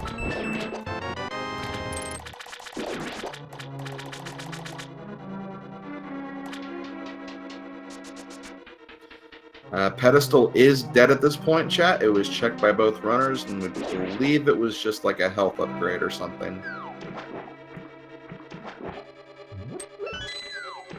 Now, chat mentioning that EmoSaru used the fire rod to get through that dark room with the 2 green Igors in it, saying that that might indicate she's not comfortable with Dark Aga Tower. I do offer one note of disagreement on that. The fire rod giving her the vision does make it a little bit faster, where she could actually save just a little bit of time. So, not saying she knows Dark Aga, because I honestly don't know. But I would be hesitant to call it just yet. Right, for sure. There are actually torches in Aga Tower, which you could use to light some of the dark rooms as well. So, you know, it's not a complete blind shot in the dark for sure, but you know, it's still a very difficult dark room. There's some rooms that have like no railing over a bottomless pit that will hurt you. So, you know, it's always more convenient to get through there with a lamp as opposed without it.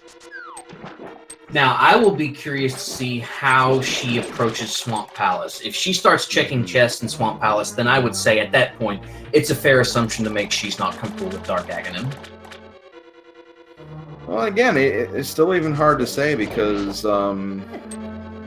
you know, this is a dungeon you have to clear anyway, so it's like, may as well make that check. Once you finish that, not knowing where your opponent is, like, you're going to be thinking, like, I might need to do something to get the edge here.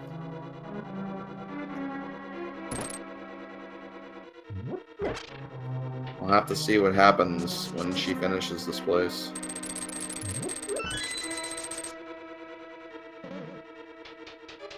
sab0tender going to be doubling back to check left side swamp at this point. And again, of course, we know for a fact Sabo needs that lamp.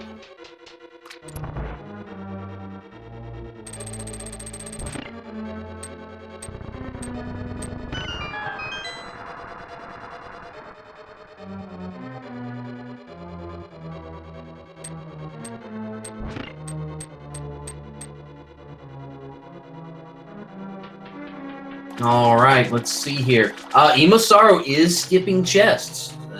You know what? She may know Dark Aga. Okay, that's true. Yeah, she might then. If she's doing this, she might feel comfortable enough. Again, It's something we'll have to ask her about later. Although I guess we'll find out sooner or later if she truly does know Dark Aga.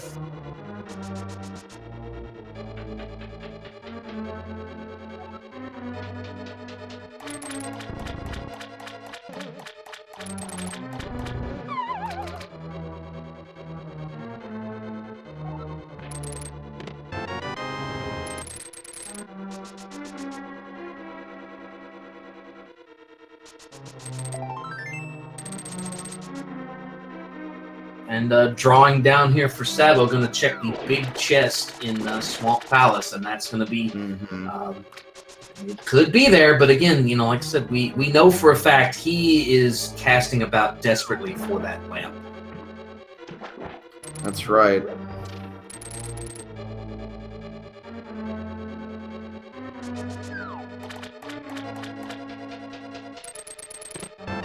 There it is! Speak of the devil!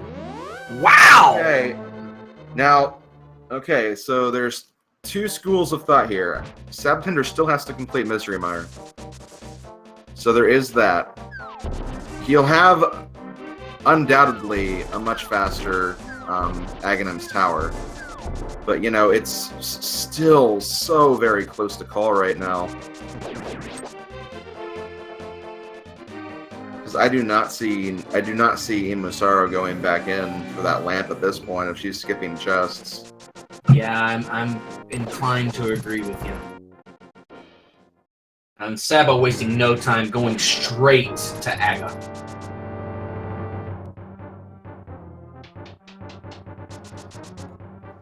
Oh my gosh. Chat's pointing out the extremely harsh logic of this seed right now. You had to go into Turtle Rock to get Bow, to get the flippers in Palace of Darkness, to get the lamp in Swamp, to go back up the Turtle Rock to get the boots, to come back down, finish Aghanim Tower, and get the Ice Rod to go back up and finish Trinex. What a mean seed. What is interesting, but mean. What is EmoSaru doing? That's actually a very good question. Is there a location she may have forgotten about, or?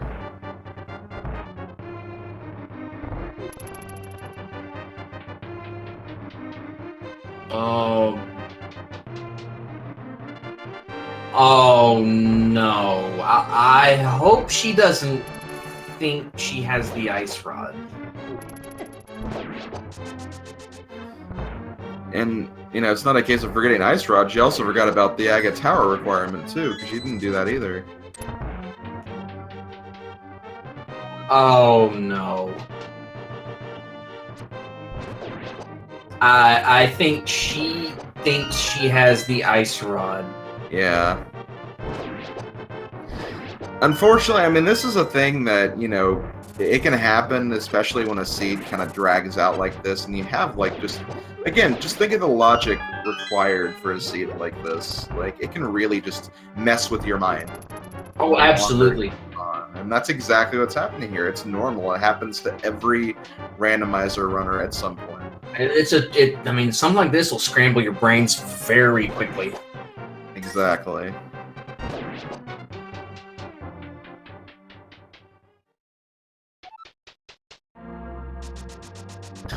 Meanwhile, sab0tender is approaching the Aga 1 fight here.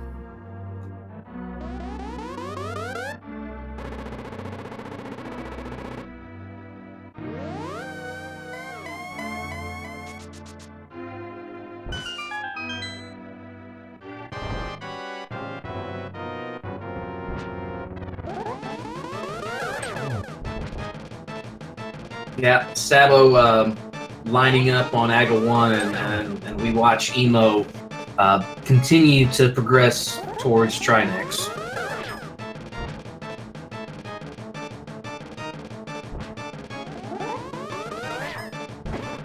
The realization is going to more than likely come on the final Samaria panel when you start switching your inventory up and you realize, wait a minute, there's a missing space here.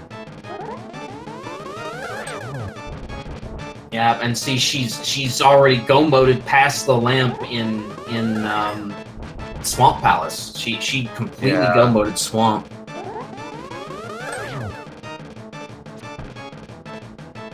Here we go. And there's the realization. Oh no, that's a big time loss right there.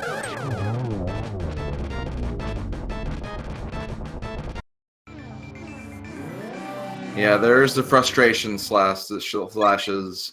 Very justified frustration slashes. Well, she's gonna haul butt towards Aga at this point, I believe.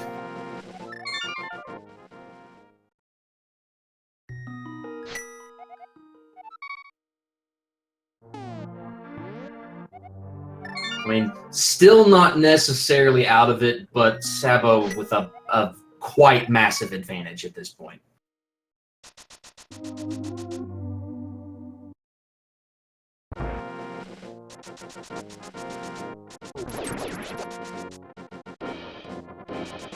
Oh no, she's going to Ice Palace. Well, I say that maybe she's going to get a can of Burna instead, but I feel like she's going to be heading towards Ice Palace.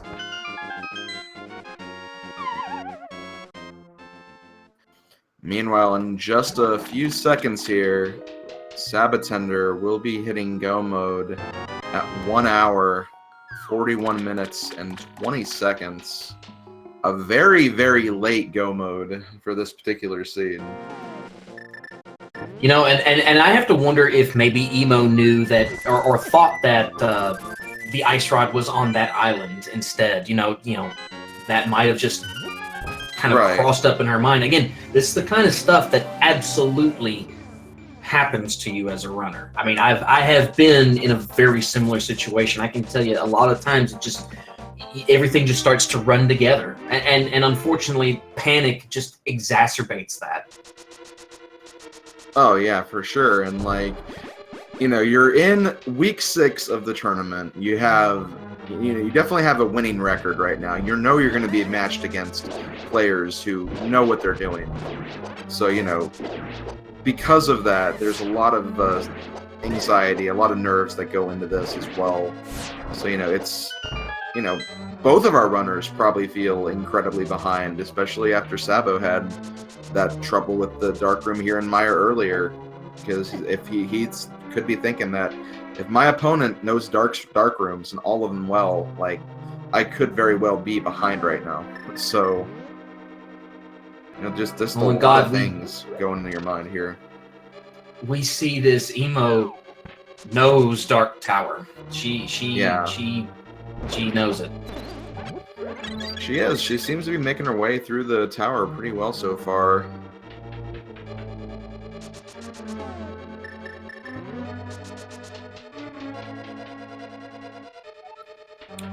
It's definitely the process you just kind of have to deal with when you're going through these dark rooms, You can't see the enemies that are around. You can't see the walls that might be blocking your path. It's just going to be definitely a slower process than getting through the room normally, but, it can be done if you've gone through the game as many times as EmoSaru has. You're generally familiar with the floor layouts and everything, so, you generally know what to expect in a lot of these rooms. She might be lost. It looks like she's lost and pondering her options at this point. So I was thinking she may not know it as well as we thought.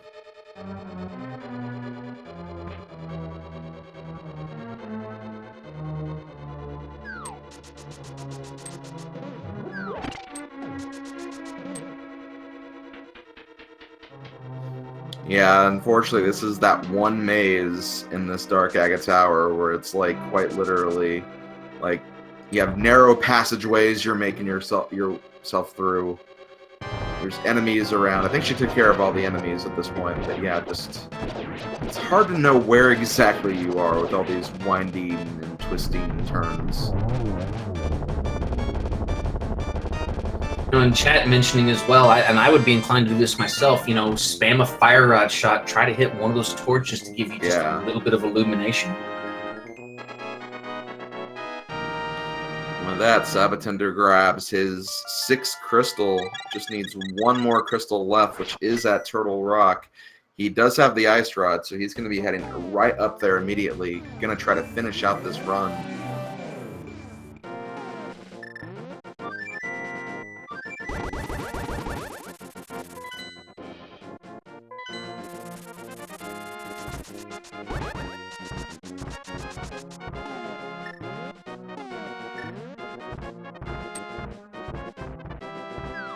Oh, and we see Emo, still, not giving up, still trying to plow through this dark room in Agate's Tower.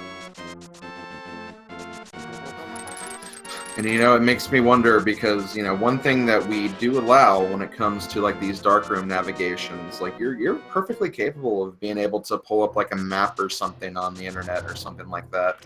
We allow that because we do know that these dark rooms, navigating through them is tough. So runners are allowed to use like a resource of that nature if they feel like they need it.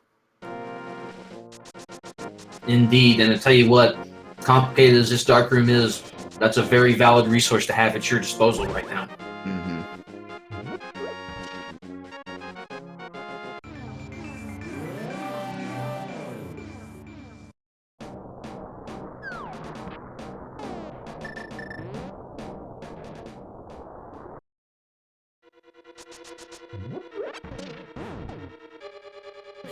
Yeah, for anyone coming into this race now, yeah, this was an Aghanim required seed. Ice Rod was on the Lumberjack tree, and in order to logically get the Ice Rod at Lumberjack tree, we needed to go into Turtle Rock to get the bow, which was in the room right before the dark room, go to Palace of Darkness to get the chests on the right side to get the flippers, to go into Swamp Palace to get the lantern in the big chest, for the boots which are on Laser Bridge in Turtle Rock, so past the dark room, and then essentially be Aghanim after that to get the ice rod on the Lumberjack tree. So a required triple dip by logic of Ice Palace, and even if you broke the logic, you'd still at least have to do a double dip. So this was a very, very mean seed in terms of getting that ice rod. Who in the world created this seed? vt.alttp.run. Uh-huh.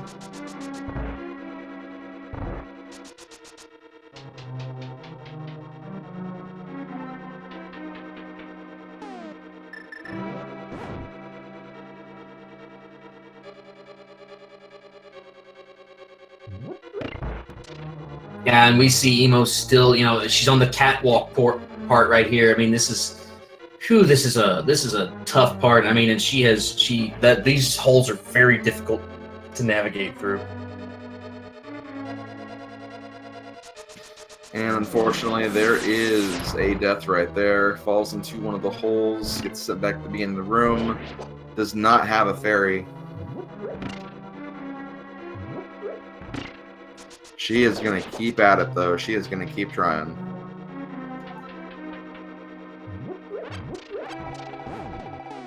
Meanwhile, we'll have sab0tender pulling up to Trinex, ice rod in hand, ready to go. Butter makes this a very easy fight, too.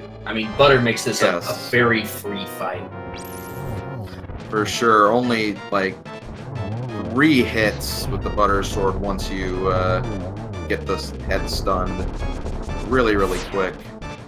It is possible to get the 0 cycle, not the easiest thing in the world to get. sab0tender getting the 1 cycle, though. And now we're off to phase 2. There we go. Quick fight. Melted like butter. With that, sab0tender is on his way to Ganon's Tower. Which, by the way, we do have a small little game we like to play here on the Speed Gaming channels. There are 22 chests in Ganon's Tower. You guys, as a chat collectively, are going to guess which item number location you think the big key is going to be at. 1 through 22. Get those guesses in right now. So, Slim, what's your guess, my friend? Always going for 8. Always 8? Yep. I'm gonna be a jerk and say 17. Okay, that's fair. And the reason I'm doing that is I expect sab0tender is going to take the traditional route here. 17 puts it behind Ice Armos. Not quite vanilla big key, more like French vanilla big key. Right. Anyway, we'll be keeping a check on those counts, but we're going to also try to pay attention to EmoSaru's journey through the dark rooms as well. Don't want to ignore that.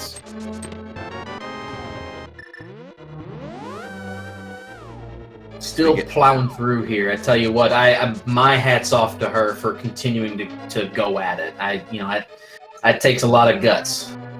Yeah, definitely. I couldn't even attempt this dark room in the tower. I couldn't even make an effort at it.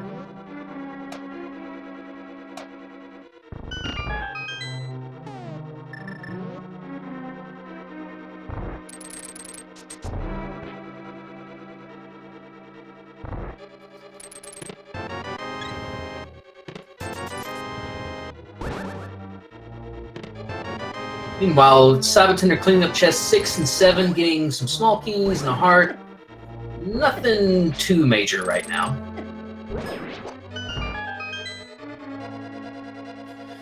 We did find the other remaining medallion inside Ganon's tower. Not going to really help us much in here, but it is always fun to find out where those remaining item locations ended up.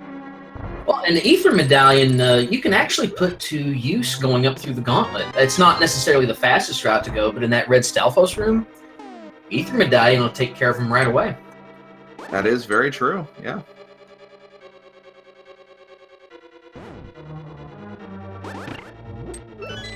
Anyway, we are through 8 right now as we check the firebar room and still have not found that big key.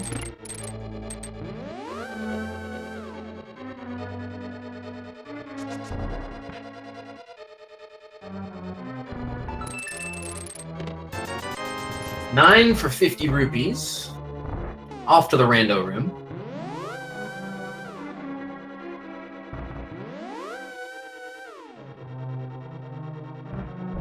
Meanwhile, Sabo dropping a lot of bombs like Bomberman.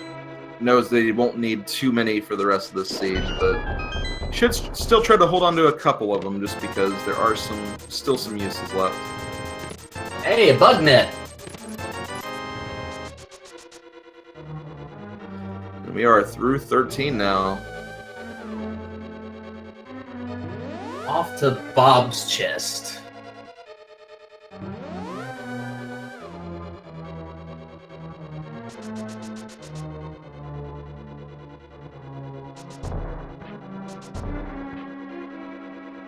sab0tender gets the bonk skip over that teleporter tile, makes that a little bit faster.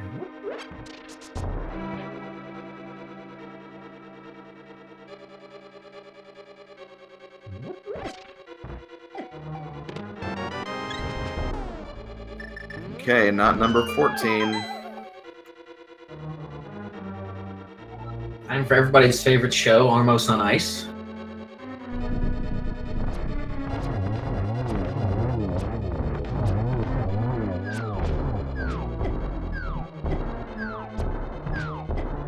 That last Armos being a bit of a jerk.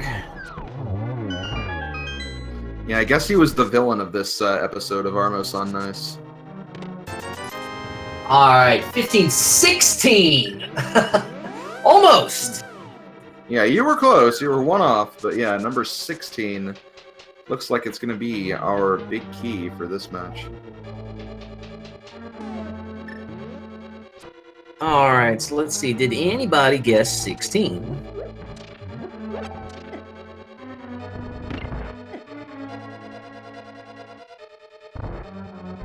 Looks like 17 was the closest anyway, and that'll go to Pale in comparison to.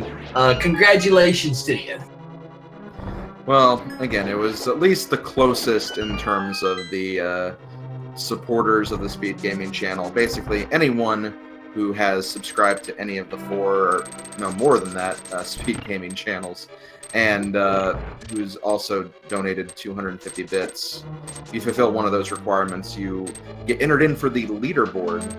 But, you know, we allow everyone to play. We don't want anyone to feel left out. Obviously, you don't have to donate or anything if you can't make it work. But always appreciate it if you do. And looks like Emo noping out of Aga Tower, trying to figure out her next move. She was going to head to Ice, but now I'm not sure. She's really going to have to go back to Swamp, and I know that's going to be easier said than done because Swamp was the last palace that she just completed. Yeah, exactly. So, you know, again, major props to EmoSaru for, you know, giving her best shot. And, you know, honestly, it wasn't a bad call to give that an attempt because at that time, you know, she did have that advantage by going straight into Swamp, getting that crystal. And, you know, if she did attempt the Aga Tower right after that and made it through, you know, she could very well be in the lead right now. It's just unfortunate that it didn't work out. But, you know, she had to give it a shot. She knew that, you know, she's facing against a tough opponent, and she gave it what she could. And I really, really admire her for that. Yeah, absolutely. Like I said, I give her a big shout out because I would have never had the courage to even try it. Yeah, so, you know, definitely. again, my hat's off to Emo.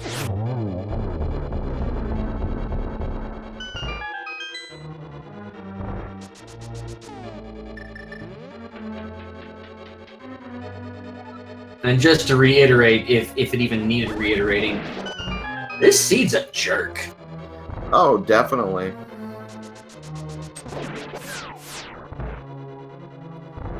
And I've seen a lot of jerk seeds before. Honestly, this might top it for me.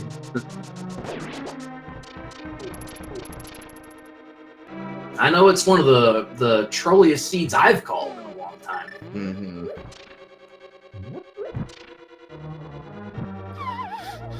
Answer question in chat. The lamp is in the big chest in Swamp Palace.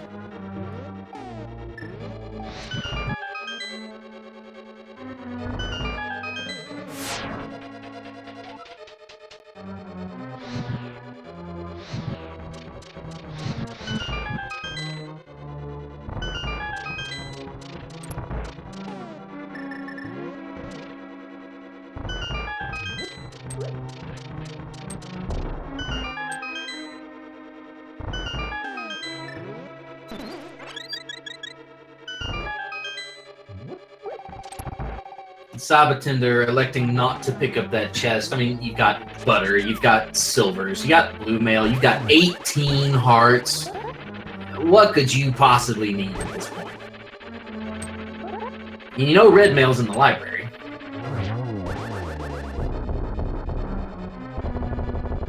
So opting to skip all the chests. Including that one. Hey, I wouldn't open it. Yeah, I'm not a fan of that chest either. Now, if you don't have silvers or, you know, sword upgrade, by all means, yeah, check that chest, because that could be very helpful, but, yeah, don't need to check that. Oh, and remember, sab0tender, I have to wonder where he's feeling at this point. We'll have to ask him when we get him in here for an interview, Yeah. But I have to wonder if he feels like he's on pace, or if he feels behind. I mean, yeah, if I were him right now, still not noticing the dot done, he's got to be thinking, is my opponent, like, right next to me right now? Am I going to be sniped? Is this going to be, like, a tie or something? But, you know, runners do not have that information, and that's just something they have to battle when they're going through these long races. I mean, you almost, at this point in the run, you're better off just not even looking at your SRTV chat, you know, because they'll be able to see when the other one is dot done.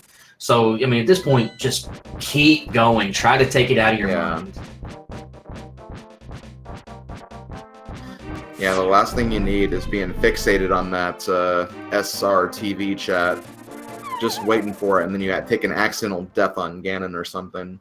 It's just like, that'll just put you even more on tilt, and it's just something you don't want to deal with at all.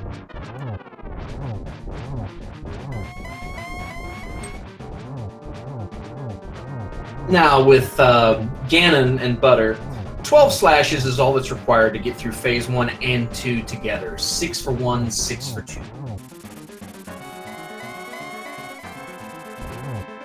So yeah, I mean, Butter just eviscerates Ganon. It makes phase 1 and 2 almost a joke.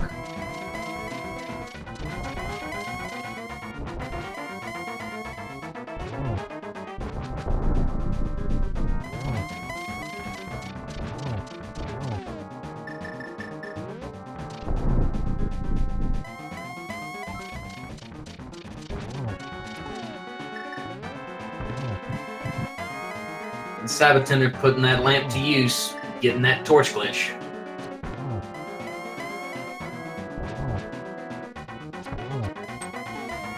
Just needs a few more hits, and he should be good to go. And there we go.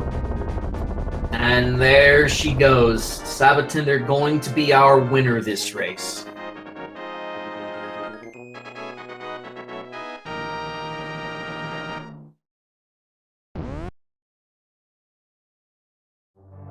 And he is going to finish with an official speedracing.tv time of 2 hours, 0 seconds, or 0 minutes and 54 seconds. And right after that, EmoSaru did put up the forfeits.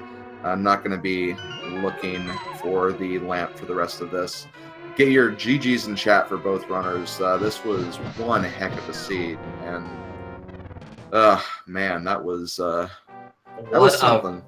What a seed! What a run! I mean, good lord. Yeah, definitely. I don't even know where to start with this one, to be quite honest with you. I don't either. We have sab0tender in setup. We'll pull him in here for an interview, and we'll see if we can get Emo in here as well. So we'll go ahead and get sab0tender pulled in. Hey, Sabo. Good game, man. Very well run. Oh, wow. Thanks. Yeah. So how about that seed? Man, that was something else. My God. You know, the difference maker for me in this seed was actually not checking Lumberjack Cave until I did. If I'd seen that ice rod up there, like, there's no way I would have gone to Turtle Rock when I did and make that gamble.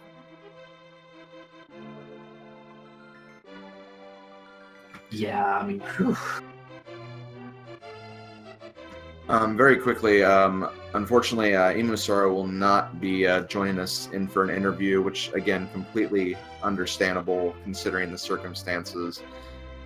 The big thing that, like, we definitely took notice of with that seed was just the logic that it required you to just get through this seed. The fact you had to go to Turtle Rock for the bow, to get the flippers from Pod, to get the lantern from Swamp, to go back up to Turtle Rock, to get the boots, to even attempt Aga Tower. Like, what did this seed do to you guys? I know. What did we do to deserve this? Jeez. Yeah, when I saw the bow in Turtle Rock, I only thought for a split second to mirror out at that point. I thought, I can do that, you know, I can do that dark room through the laser bridge there. So I'm gonna go check laser bridge. And then the boots are there, and it's like, oh my God. Like, that's when I decided to go check Lumberjack, and then the whole thing kind of came together after that. But, oh, yeah, what horrible logic. That's just so bad. Yeah, by logic, a triple dip if you strictly follow logic requirements. That's unreal. Yeah, no doubt. And yeah, like that like, and we could tell just from, like, and, you know, you can kind of go into a little more detail with this if you want, but, like, especially after the troubles with the Dark Misery Mire rooms, like, we were honestly wondering, like, you know, that lamp could have been, like, even an ice palace. It could have been the green pendant item. just kind of going through that, like, how did you want to finish this seed? Were you going to go all out to find that lamp, or were you going to give Dark Aga a try, or even the Maya rooms a second try at all? Dark Aga, I'm not practiced in at all, so Okay. I don't think I would have gone for that. The Mire rooms, I ran a race last night where I just aced those dark rooms in Mire, and I thought, oh, okay, I'll try it again, and I just totally botched it. So I was definitely going to look for the lamp, and by the time I got to Swamp and I'm going up to that big chest, I thought this better be the lamp, because then otherwise, I mean, I feel like I checked everywhere else. I thought if it wasn't going to be in that big chest in Swamp, that it was going to be in Ice Palace, and I really didn't want to go to Ice. Mm-hmm. So finding that lamp, I at that point, I kind of thought, you know, even given all of the trouble that I'd had in the seed, that I might have just kind of like given myself enough of an edge to make it to the finish. Okay, that's very interesting, because your opponent did actually make it through the Mire Dark Room, and by the time you approached the big chest that had the lamp in it, Emo was actually battling Argus, and at that point we didn't know what she was going to do, because obviously Emo has a lot of experience playing Link to the Past, and I'm sure that she knows all the dark rooms, and well, we were sure that she did, and you know, we were thinking that at that point she would give Dark Aga a try. And she did give it a try. Unfortunately, she went to Turtle Rock right after that, forgetting that she did not have the Ice Rod. Just kind of one of those things, because, you know, when you're doing a randomizer seed for so long, you know, your brain just kind of starts melting and you just kind of forget about those little things.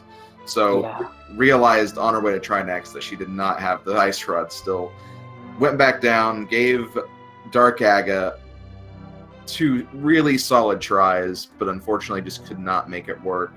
And from there, like, you were definitely wrapping up your seat at that point. So, you know, it was really, really close. We honestly had no idea who was going to come away with this when you both were in Swamp Palace at pretty much the same time. So it was, you know, until that point, we had no idea what was going to happen in this race. Yeah, I mean, there were so many ways that this seed could have gone. I mean, it opened up for us fairly early, and, you know, it felt like I was just I was cruising along, I was checking off a lot of locations, and I thought, oh, you know, I mean, I'm going up against EmoSaru, who is a fantastic runner, and I thought, she's killing it right now, because this seed is so open. And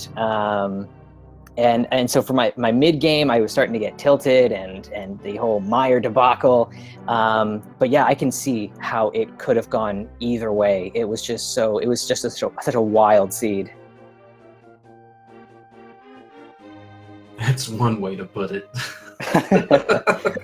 It was, yeah. Again, hats off to both of you. I mean, you know, like I said, this was a tough one. Something I want to ask. Now, this will put you 4-2. Now, you've got one more match you're going to need to win to get to brackets. So, mentally, where are you in your preparations for round 7? You know, what's your game plan going in? How are you feeling? You know, what are you going to take from this to propel yourself into the final round of Swiss?